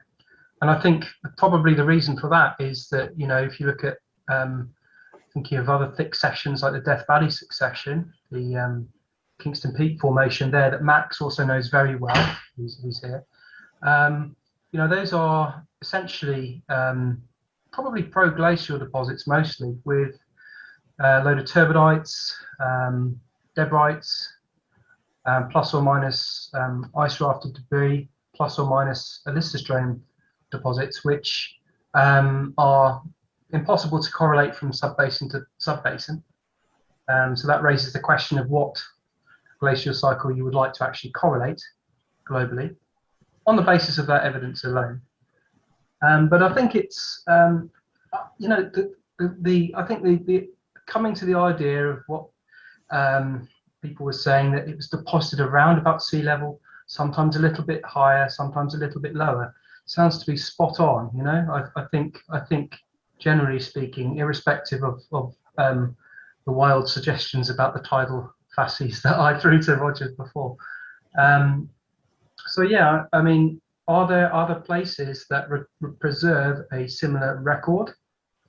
Possibly, if you look in the LPIA, if you look in the Dwika, places like Marienthal in the Aranos Basin in Namibia, you may have similar things in terms of lots of stacked diamictites, lots of change, lots of evidence for potentially interglacial processes. But yeah, it's is anybody aware of a potential twin? Then let's put it back to you, Ian, and to the group. Is there a potential twin, like a twin for the Port Askaig somewhere else on Earth? So not just perhaps thinking about the modern analogues that we've discussed, but in terms of a stratigraphic analogue. Do we know of anything that looks remotely similar? No. Sounds like silence. no. Sounds Sorry, like I've no. just killed the meeting. Ian, Tony, what do you think? Many of the glacial sequences are thin and rest on unconformities, on striated pavements and so on. So clearly they're not deep water. what they are, the difference with those is they don't have thick sequences. So the oddity of our succession is not that it's close to sea level. The oddity is that it's a thick sequence. Which is at 56 million years as well. Sequences. The Port Askaig is far from the thickest.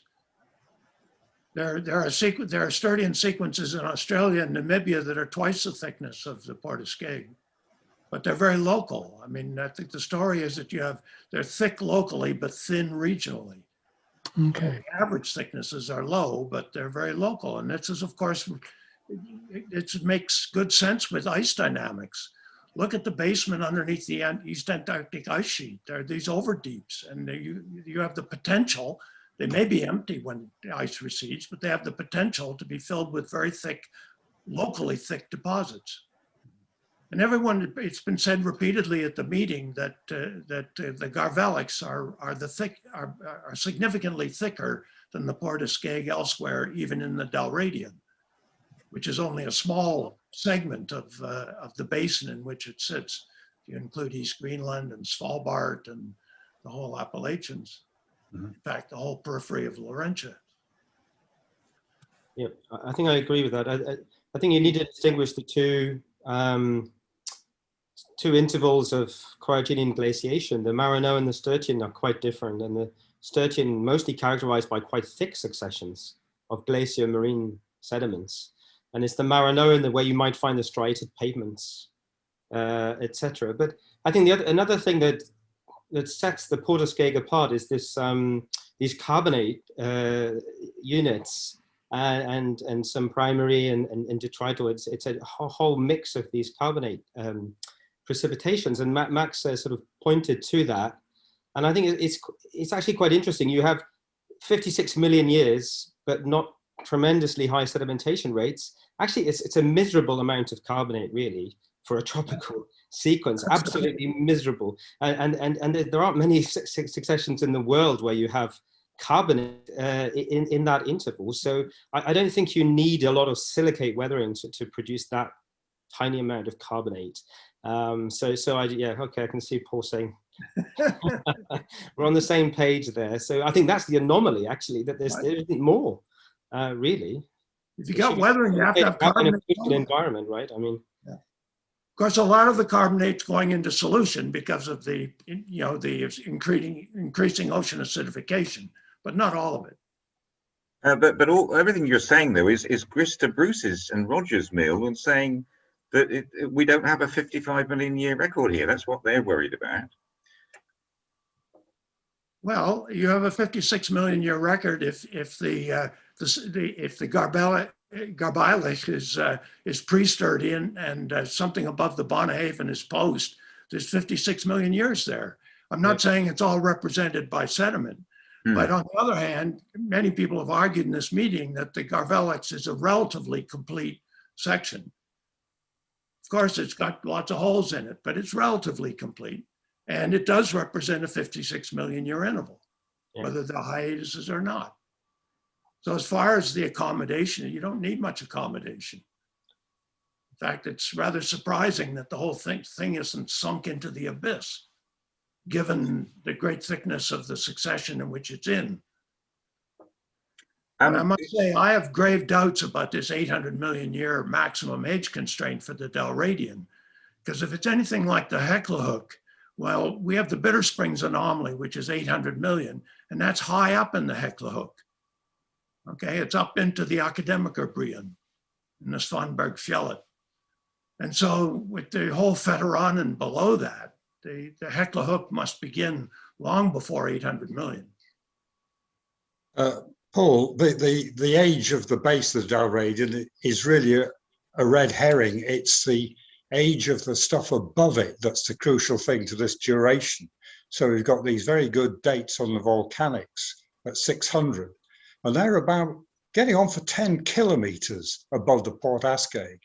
Yep. So we've got like 100 million years to deposit the Port Askaig plus 10 kilometers on top of it. So if you take 50 odd million years to deposit the Port Askaig, you're only allowing another 50 million years to deposit the next 10 kilometers.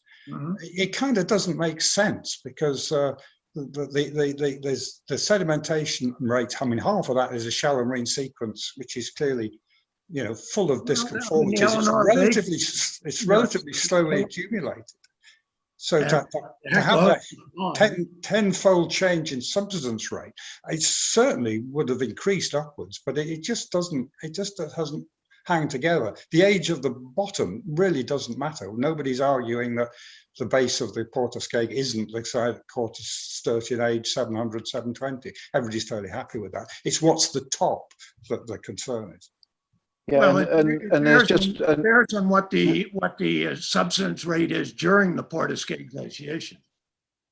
Yeah, you can bring it a little bit closer. Yeah, you can bring the dates a little bit closer if you accept that the Irish, what's it called, the Stralinki, is the Marinoan, because that can be correlated into the Scottish succession, and at least on the broad stratigraphy. So and that doesn't help the issue with the rates, because you get an extra date between your Tevallic volcanics and the Port Askaig.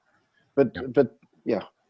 Incidentally, I think relatively modest sea level changes that take place during the Port Askaig. You don't even need to change glacial Eustace, global mean sea level, to do that. You can make those changes just by moving the ice sheets around. Absolutely. Water gravitational effects. Absolutely. I think any more close to an ice sheet, that's a very strong effect. Yeah, I think there's no problem in the kind of base level changes, relative sea level changes that we can see in explaining those at the margin of an ice sheet with a bit of Eustace, a bit of isostasy, and a bit of differential or a bit of imbalance between sediment and sediment supply and so forth. The issue is the global eustatic change, and for me, I think what I take away from this meeting is we should actually worry not so much about the fall but the subsequent rise. Okay, but and we should look for that. Maybe that's the test that we should look for. Is there something, because you're actually less constrained with deep water than you are with shallow water.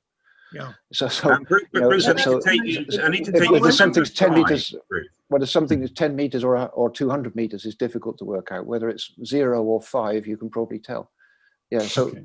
Yeah, so look at member 5. Yes, Ian, I think that's where. Yeah, Ian. This makes the Dalradian distinct, actually, from the Hecla-Hook and the Eleanor Bay group, because in those latter sequences, the Ediacaran is relatively thin. I mean, the Tillite group and the Polarisbrine are not that thick. So the Dalradian is quite different in terms of the great thickness of post-Sturtian. Yes, very different. And I think in terms of comparing the thicknesses, we do have to worry about bias in the record, because even though we've got lots of Sturtian and lots of Marinoan, compared with the amount that was deposited, we've got a minuscule fraction, and it's not necessarily a representative sample of the basinal settings that were active during the time. So I think, sort of broad scale comparisons of thickness around the world, I mean, you certainly wouldn't do it with modern sediments. This is regional tectonics.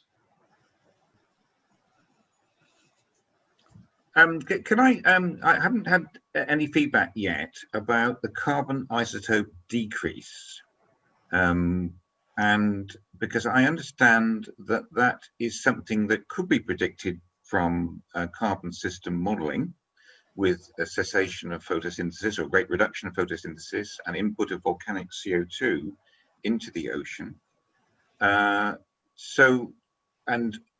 My argument was that the only unconformity we see, significant unconformity within the succession, doesn't have a change in carbon isotopes across it, but that the upper part of the main upper part of the formation does show this decrease in carbon isotopes. So is that, what is that compatible with? If that's the question. So that's to me, that's the argument against the snowball model for this, because you would expect this -5 ocean to develop during a snowball phase, and for that but we only see it gradually developing near the top. So I'm looking at Graham at this point. He's see what he says. Yeah. So I haven't really thought about this. I know what you're saying. Yeah. Well, I mean, Andy Ridgewell told me he had a model that predicted this, and so I've written to him, but he hasn't replied. So I want to know. I want to know what is the basis of his model. Is it is it the photosynthesis? Is it the volcanic stuff? Why does he? What does he believe that we would go down to the ocean is being buffered by carbonate dissolution due to the acidification. So a lot is going to depend on the detrital carbonate input. That's going to tend to control what the snowball ocean carbon isotope composition is. Remember the simple Lee-Kump model that if you shut off life, then the seawater carbon goes to the mantle value over several carbon residence times. That assumed no weathering. Yeah. But of course we know there's erosion, and the carbonate is dissolving to buffer the acidification. So that's a big buffering effect. Yeah. Well, basically what I'm saying is that we having presented these data, we need some modelling effort to kind of try and constrain what that might mean. Except that in your data and the interpreted synglacial carbonates have a different carbon isotope value to the preglacial carbonates or the detrital carbonates, and it's the same in South Australia. Yeah. Well, yes, except that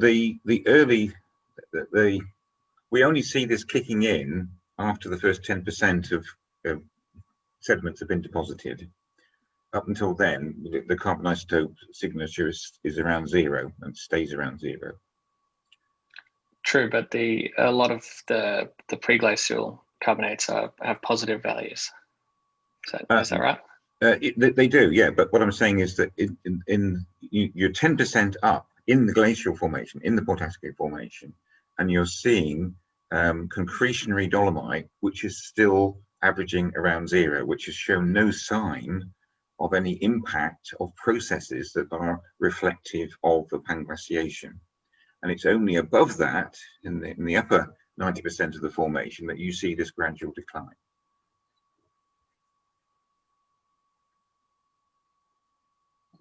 Yeah, I think that'd be interesting to look at further, Ian, because there's a lot of unknowns there. I mean, it's all about how much carbonate we're weathering during the glaciation and where that's going relative to silicate weathering and relative to organic burial. I'm sure it can be done if you change that balance.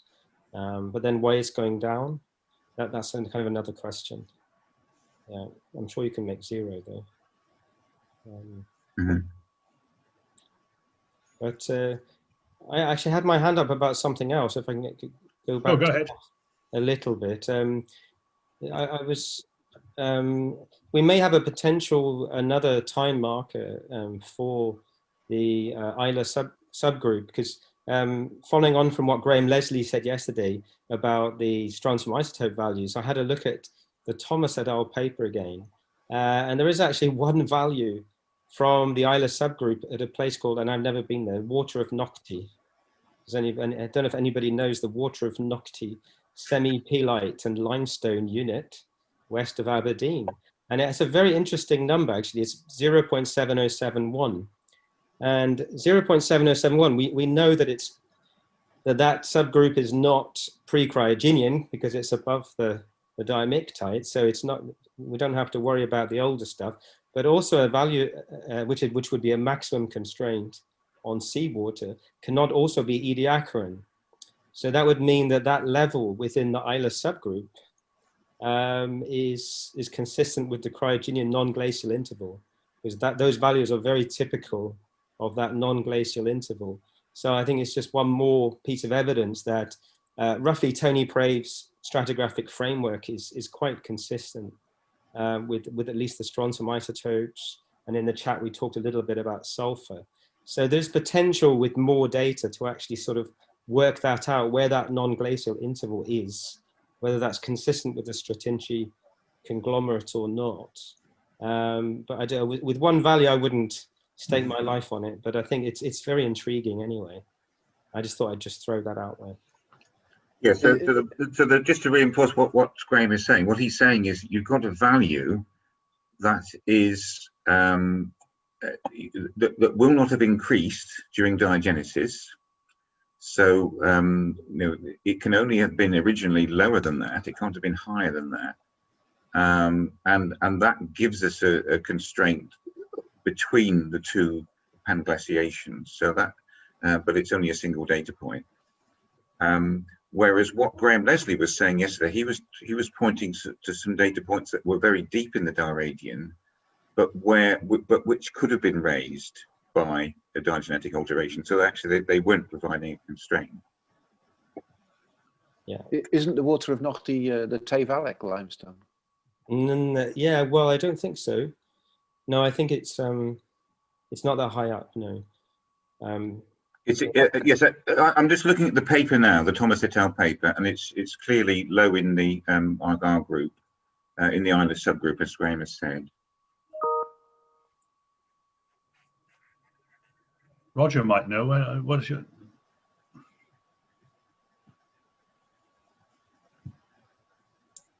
Sorry, I don't know. I've not heard of the water of Nochte limestone. That's beyond my my purview.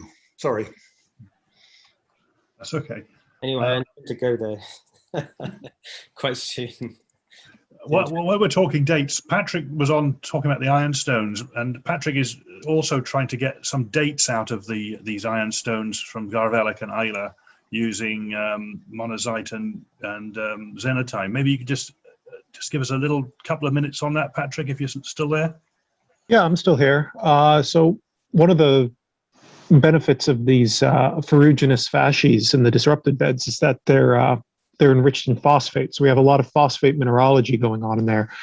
I mean, of course, apatite, some other unusual ones, but monazite and xenotime in particular stand out as these are both really good geochronometers.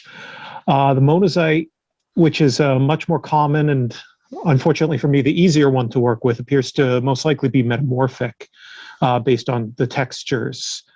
However, the xenotime, which tends to, it's really good to determine, easy to determine if it's authigenic because it's isomorphic with the tetraidal zircon, so it'll use that as a nucleation point. So we know we have authigenic xenotime in there. And through my analysis of the rare earth element concentrations and the uranium concentrations, I think I've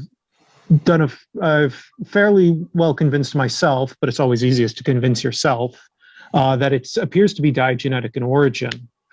We see the rare earth element trends in it that are similar to other diagenetic formations. So this probably in July, we're going to be using doing some uranium lead thorium analysis with the secondary ion mass spectrometer here in Stockholm. And we're hoping that we'll be getting a date for diagenesis.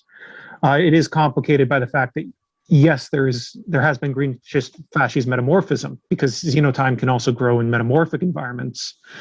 And it's also further complicated by the fact that it can also grow during hydrothermal base metal mineralization, which occurs at the Biananbui site about what, Tony, maybe 20 meters below in the Losset limestone.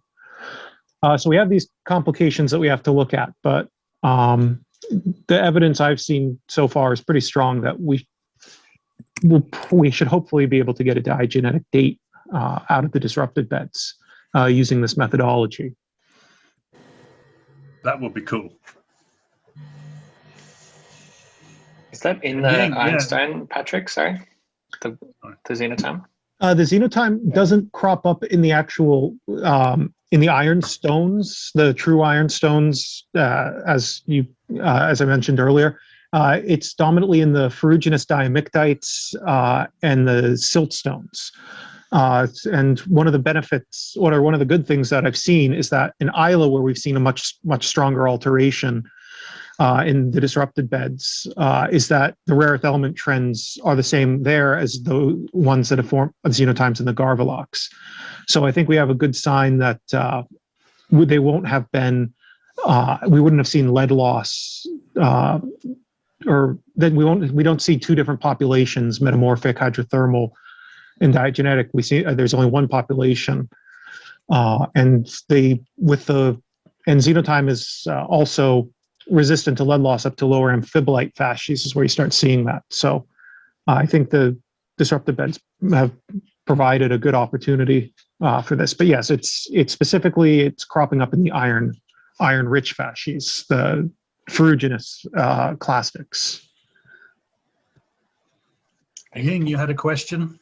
Oh, yes, thanks, David. Ian, this question is actually also just follow up just now what we talked about, Thomas, because I noticed the paper, the 2017 paper on the Precambrian research, that you actually included that strontium isotope value in the compilation. What equivalent kind of bed in the Port Askaig T-light you correlate them to? That point too? That data point that Graham was referring to, yes, Yes. that is higher. I presume it's above the Jura quartzite equivalent, but it's in northeast Scotland where you don't get a thick Jura quartzite equivalent. So it's somewhere. It's a kilometre or two up from the Port Askaig Formation, you know, in rough terms. Okay. I see. I thought you correlated with the Port Askaig. You mean from the diagram that was in the paper? Yes. Yes. So Yasuki Sawaki prepared the diagram, which was based on his previous compilation. I didn't check that point actually. I could. If everyone else continues talking, I shall just have a quick look. Someone, Helen Kerr had asked a question a while ago about looking at the Volta Basin analog.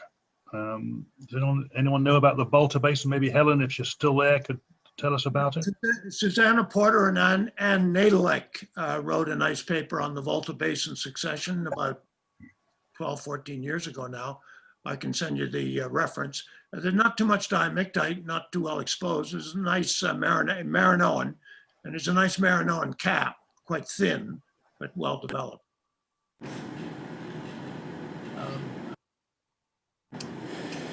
Yeah, thanks.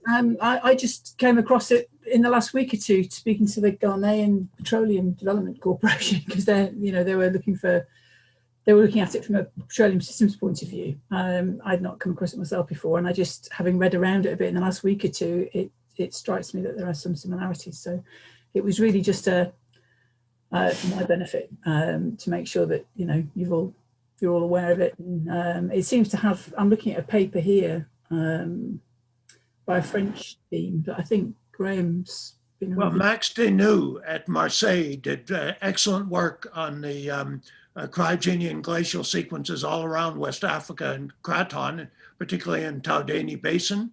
And there are a number of good publications, and his thesis also is excellent.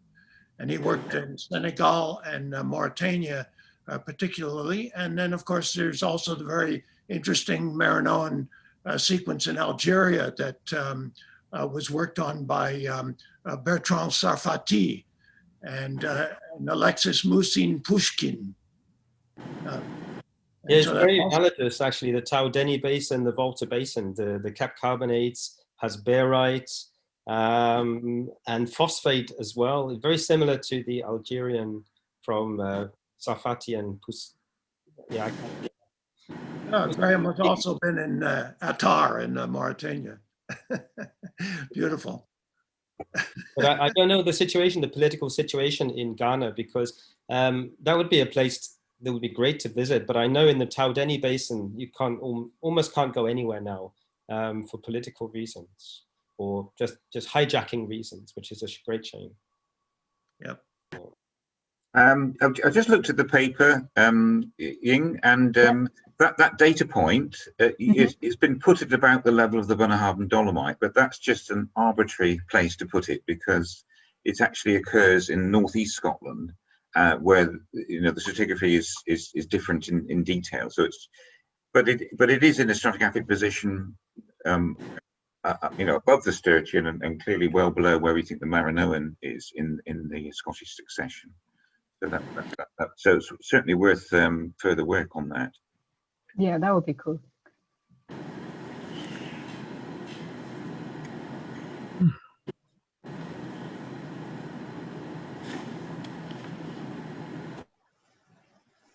Okay, I'm going to sort of draw it to a close formally and say thank you to everyone that's contributed, everyone that's asked questions, everyone that's in the research team. There are 50 or so geologists that have worked on this formation over the years, and we've only heard from several of them today. It's been a big collaborative effort.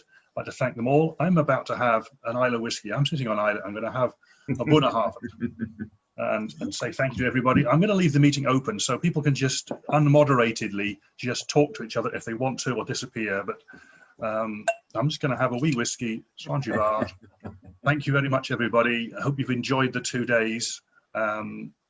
And good work. Thank you. Thank you, Dave. Thank you, David.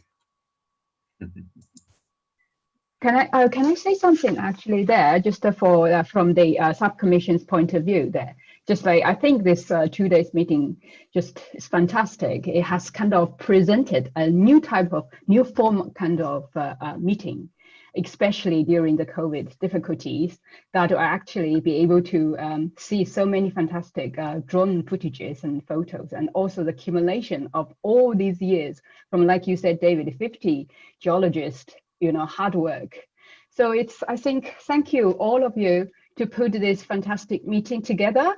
Thank you to you, Tony, Ian, Doug is still there, I hope, Mike, Bruce, and Roger. And David, you of course, and I think also Dilshat, and of course Jordan, for these footages. And I don't know how many times you have went into the field to make the drone footage, but I think that gives us a kind of inspiration in the future. If we go into like this international field trips, we might take a drone with us, to collect all this informations. Thank you very much. Thank you all.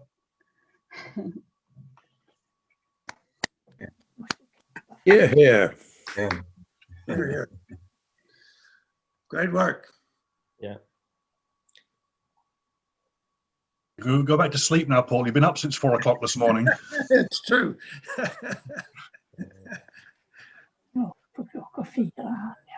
I can relax now. It's a bit stressful, all these screen sharings, but I was glad that the team agreed to record them first, because that did help. At least only one of us was making a mess, not 8 of us all buggering up the screen sharing. So it's David, can we ask you, is this the most complicated meeting you have organized? Yes and no, but the fact that I had all of the presentations, it was just down to my ability or inability with the mouse and clicking things to make it work. So it was actually quite good in that respect. Sometimes when it's 6 or 7 people all trying to share screens and all having difficulty with internet connections, it can be very frustrating. But I think apart from moving my mouse off one screen to my other, because I have 2 screens here, and if you move it off one screen to the other and then click on the chat, it sometimes stops the presentations, and that's just very frustrating. So I've learned a lot about Zoom. I've recorded it, but the easiest way of I've actually been spending this morning early. I was up at 4 o'clock this morning splicing videos together, because I'm actually going to splice the original videos so they're not copies of copies. And then splice in the Q&As at the end and at the very beginning. So I've got a bit of video editing to do as well. But so hopefully I'll produce 4 sort of nice clean videos of the 4 presentation of the 4 sessions out of this as well. So tomorrow I shall spend some time I should be out in the field. It's a lovely time of in Islay to go in the field. It's May, there's no midges, there's no bracken, and it's sunny. And I should be out looking at rocks, but I'll do some work with the videos and try and get them done before I go to London this weekend. I must say, I found this conference, it had two huge advantages.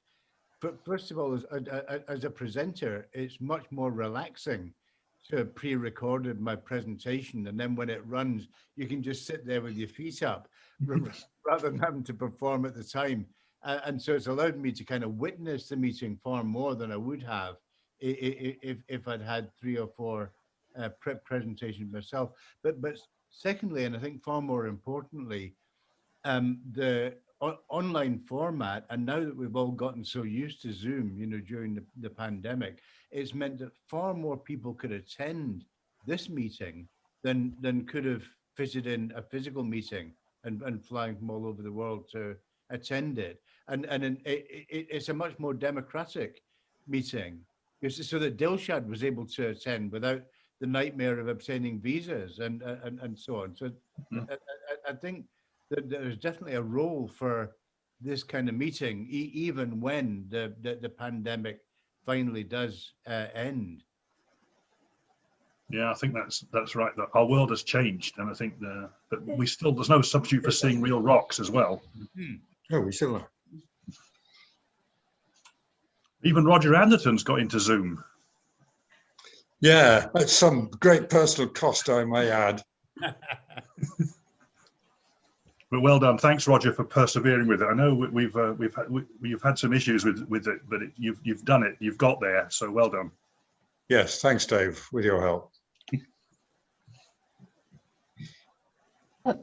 Dave, I have a last question there. When will the YouTube videos be available to everyone? So I will send some emails out to the corresponding members. Yeah, I'm not going to do the straight as the videos I recorded yesterday. I was trying to not have my mugshot on the active screen, so I pressed a button on Zoom, which didn't record the video. It recorded the audio of yesterday.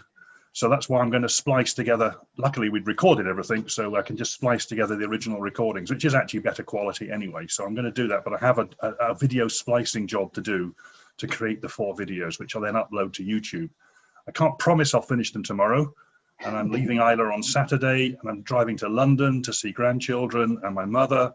So, but I will have time when I'm at my mother's, hopefully, to spend a bit. So it may be a few days. I can't promise it instantaneously, but within a few days I'll have the 4 videos sort of. But I want to make them nice and not have raggedy edges to them and rubbish at the start and the finish. And I don't like it when it goes clunky. So I can, by joining the original videos together, I can make it look seamless. Okay, no problem. Thank you for the hard work and chairing this meeting. Okay. So what about the memoir? Do we have a timeline on the memoir, Tony? This meeting is very useful to us. You must have all got the impression that we haven't actually heard each other before, you realise. This is the first time. Had the meeting in St Andrews taken place 12 months ago, we would have heard each other then. So what we're going to do after this meeting is add up the comments that on each other's talks that we're going to collect, and we're going to note down your questions and our answers, etc., etc. So this is a big step forward. The memoir has 15 chapters. Something like 2.5 of them have been started. So that sort of gives you an impression. Perhaps it's a good idea that there is travel restrictions at the moment, because people are concentrating on drawing and writing, I think. But there is still a bit more fieldwork to do.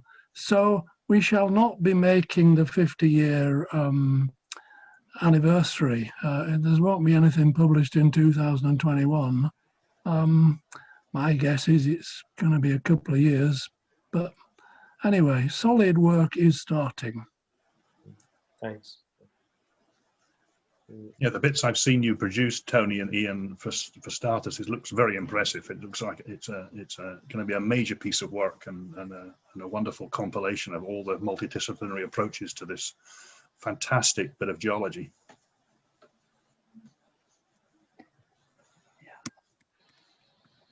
Now, I presume that although the Geological Society of London does often publish individual parts of a publication before they're all ready, that we perhaps wouldn't want them to do that in this case. We'd want to make sure that we'd got everything in its final form so that it was all cross-referenced properly. Yeah, I mean, you say Dan's in charge of that, well, is a part of that process, but he's disappeared. But I guess you can talk to Dan about that, yeah? Yeah. Yeah, we have a direct line to your colleague Graham Bethan Davis, is it? Bethan, anyway, in the publishing setup at and Dan is the scientific sort of person in charge of that process, and Bethan is the technical person in charge of that process. So yeah, it's all dependent upon us doing our work, and this is convoy of boats, I think, so it's the slowest ship in the convoy that rate determining step. Yeah, I guess normally that's a big sell if you can get things online basically immediately as soon as it's accepted. And so I know we do that for JGS now. We did that for special publications. I'm not sure about when was. It's probably just. No, I think she sort of promises us that, but they're all it's an integrated story, and so well, just for instance, the chapter David's talking about, Islay. I mean, we've had some breakthroughs in just gathering the material. I mean, in the last 6 months, we have convinced ourselves there's a demonstrable unconformity with faulting, and we are convinced of that now. I couldn't have said that to you 9 months ago. And then 5 months ago, we have, well, Ian has convinced David and I that indeed there is glaciotectonics on Islay. Again, I couldn't have said that to you 6 months ago. So we are finding new things just in the process of it's inevitable, of course. So these are not independent articles is the problem. It's one linked together set of explanations. I think that came across really clearly, actually, for 2 days, that people were referring to each other's talks and observations all the time. So it's not something that you would want to have sealed and delivered 2 years before the final chapter would be out. That's not going to work like that, I can see. So that's certainly the best way to do it, I think. Have an integrated story at the end.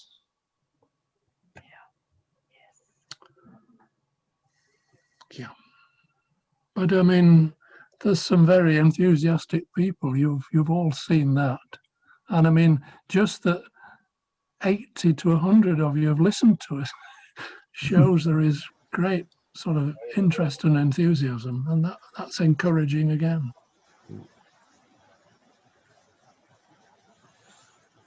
Yes, I mean, the fact that that many people turned up, we had 160 odd people registering, so maybe up to half of people who registered didn't come because of time constraints and work constraints and whatever. And I found that, having run lots of lectures and talks for the Geological Society of Glasgow, that the number of people who view the videos afterwards is 3 or 4 times the number of people who turn up at the actual meeting. So the message will get out there. There's a lot, this is a fantastic way of communicating and involving other people, and getting your messages out is great.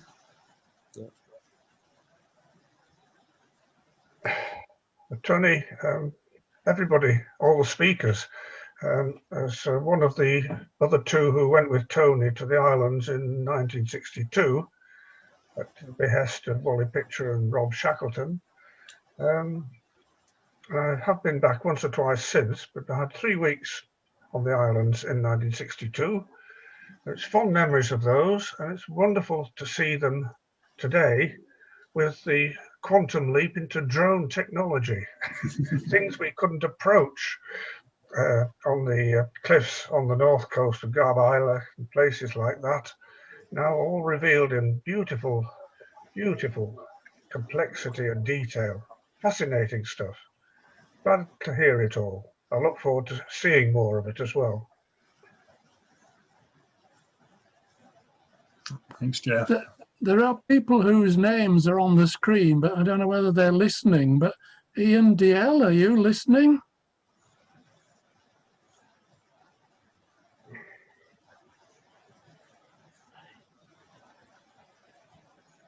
No, perhaps not. Ed Fleming, are you listening?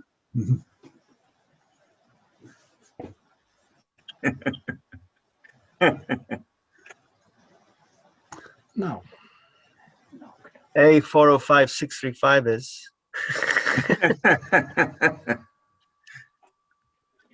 Sounds like a bot. Sorry, that's a company thing. I can't get out of it. Yeah. Right. Okay, I'm going to leave now. So Yes. Thank you all for a great meeting, and David for all your hard work controlling us all. So that's it's been fantastic. It does say in the diary that there's a session at. Good to see you, Doug. Right. Cheers. Yeah, good to speak. Thanks, Paul. Yeah. Yes, it's been good to organise it. A bit like herding cats, but it's been good.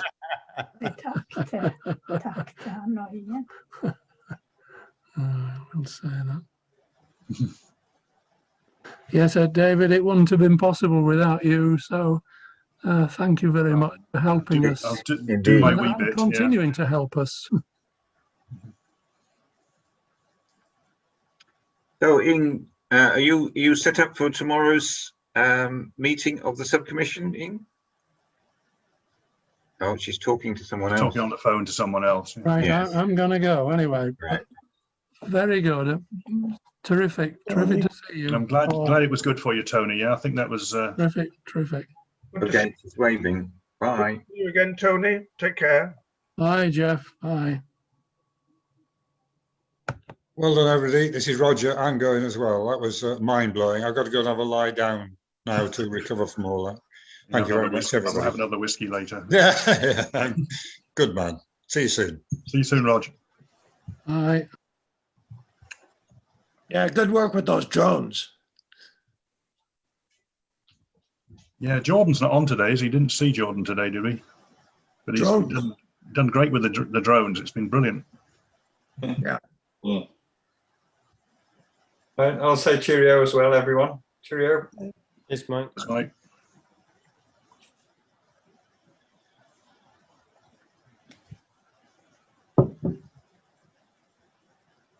Thank you all for really good for all those talks over the last 2 days. It was really informative and good to see those photos again. So thank you very much, everyone.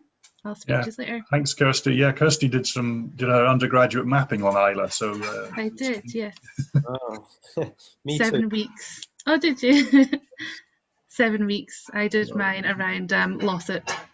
Yeah. And my family's from Ballygrant, so I'm a bit biased as well.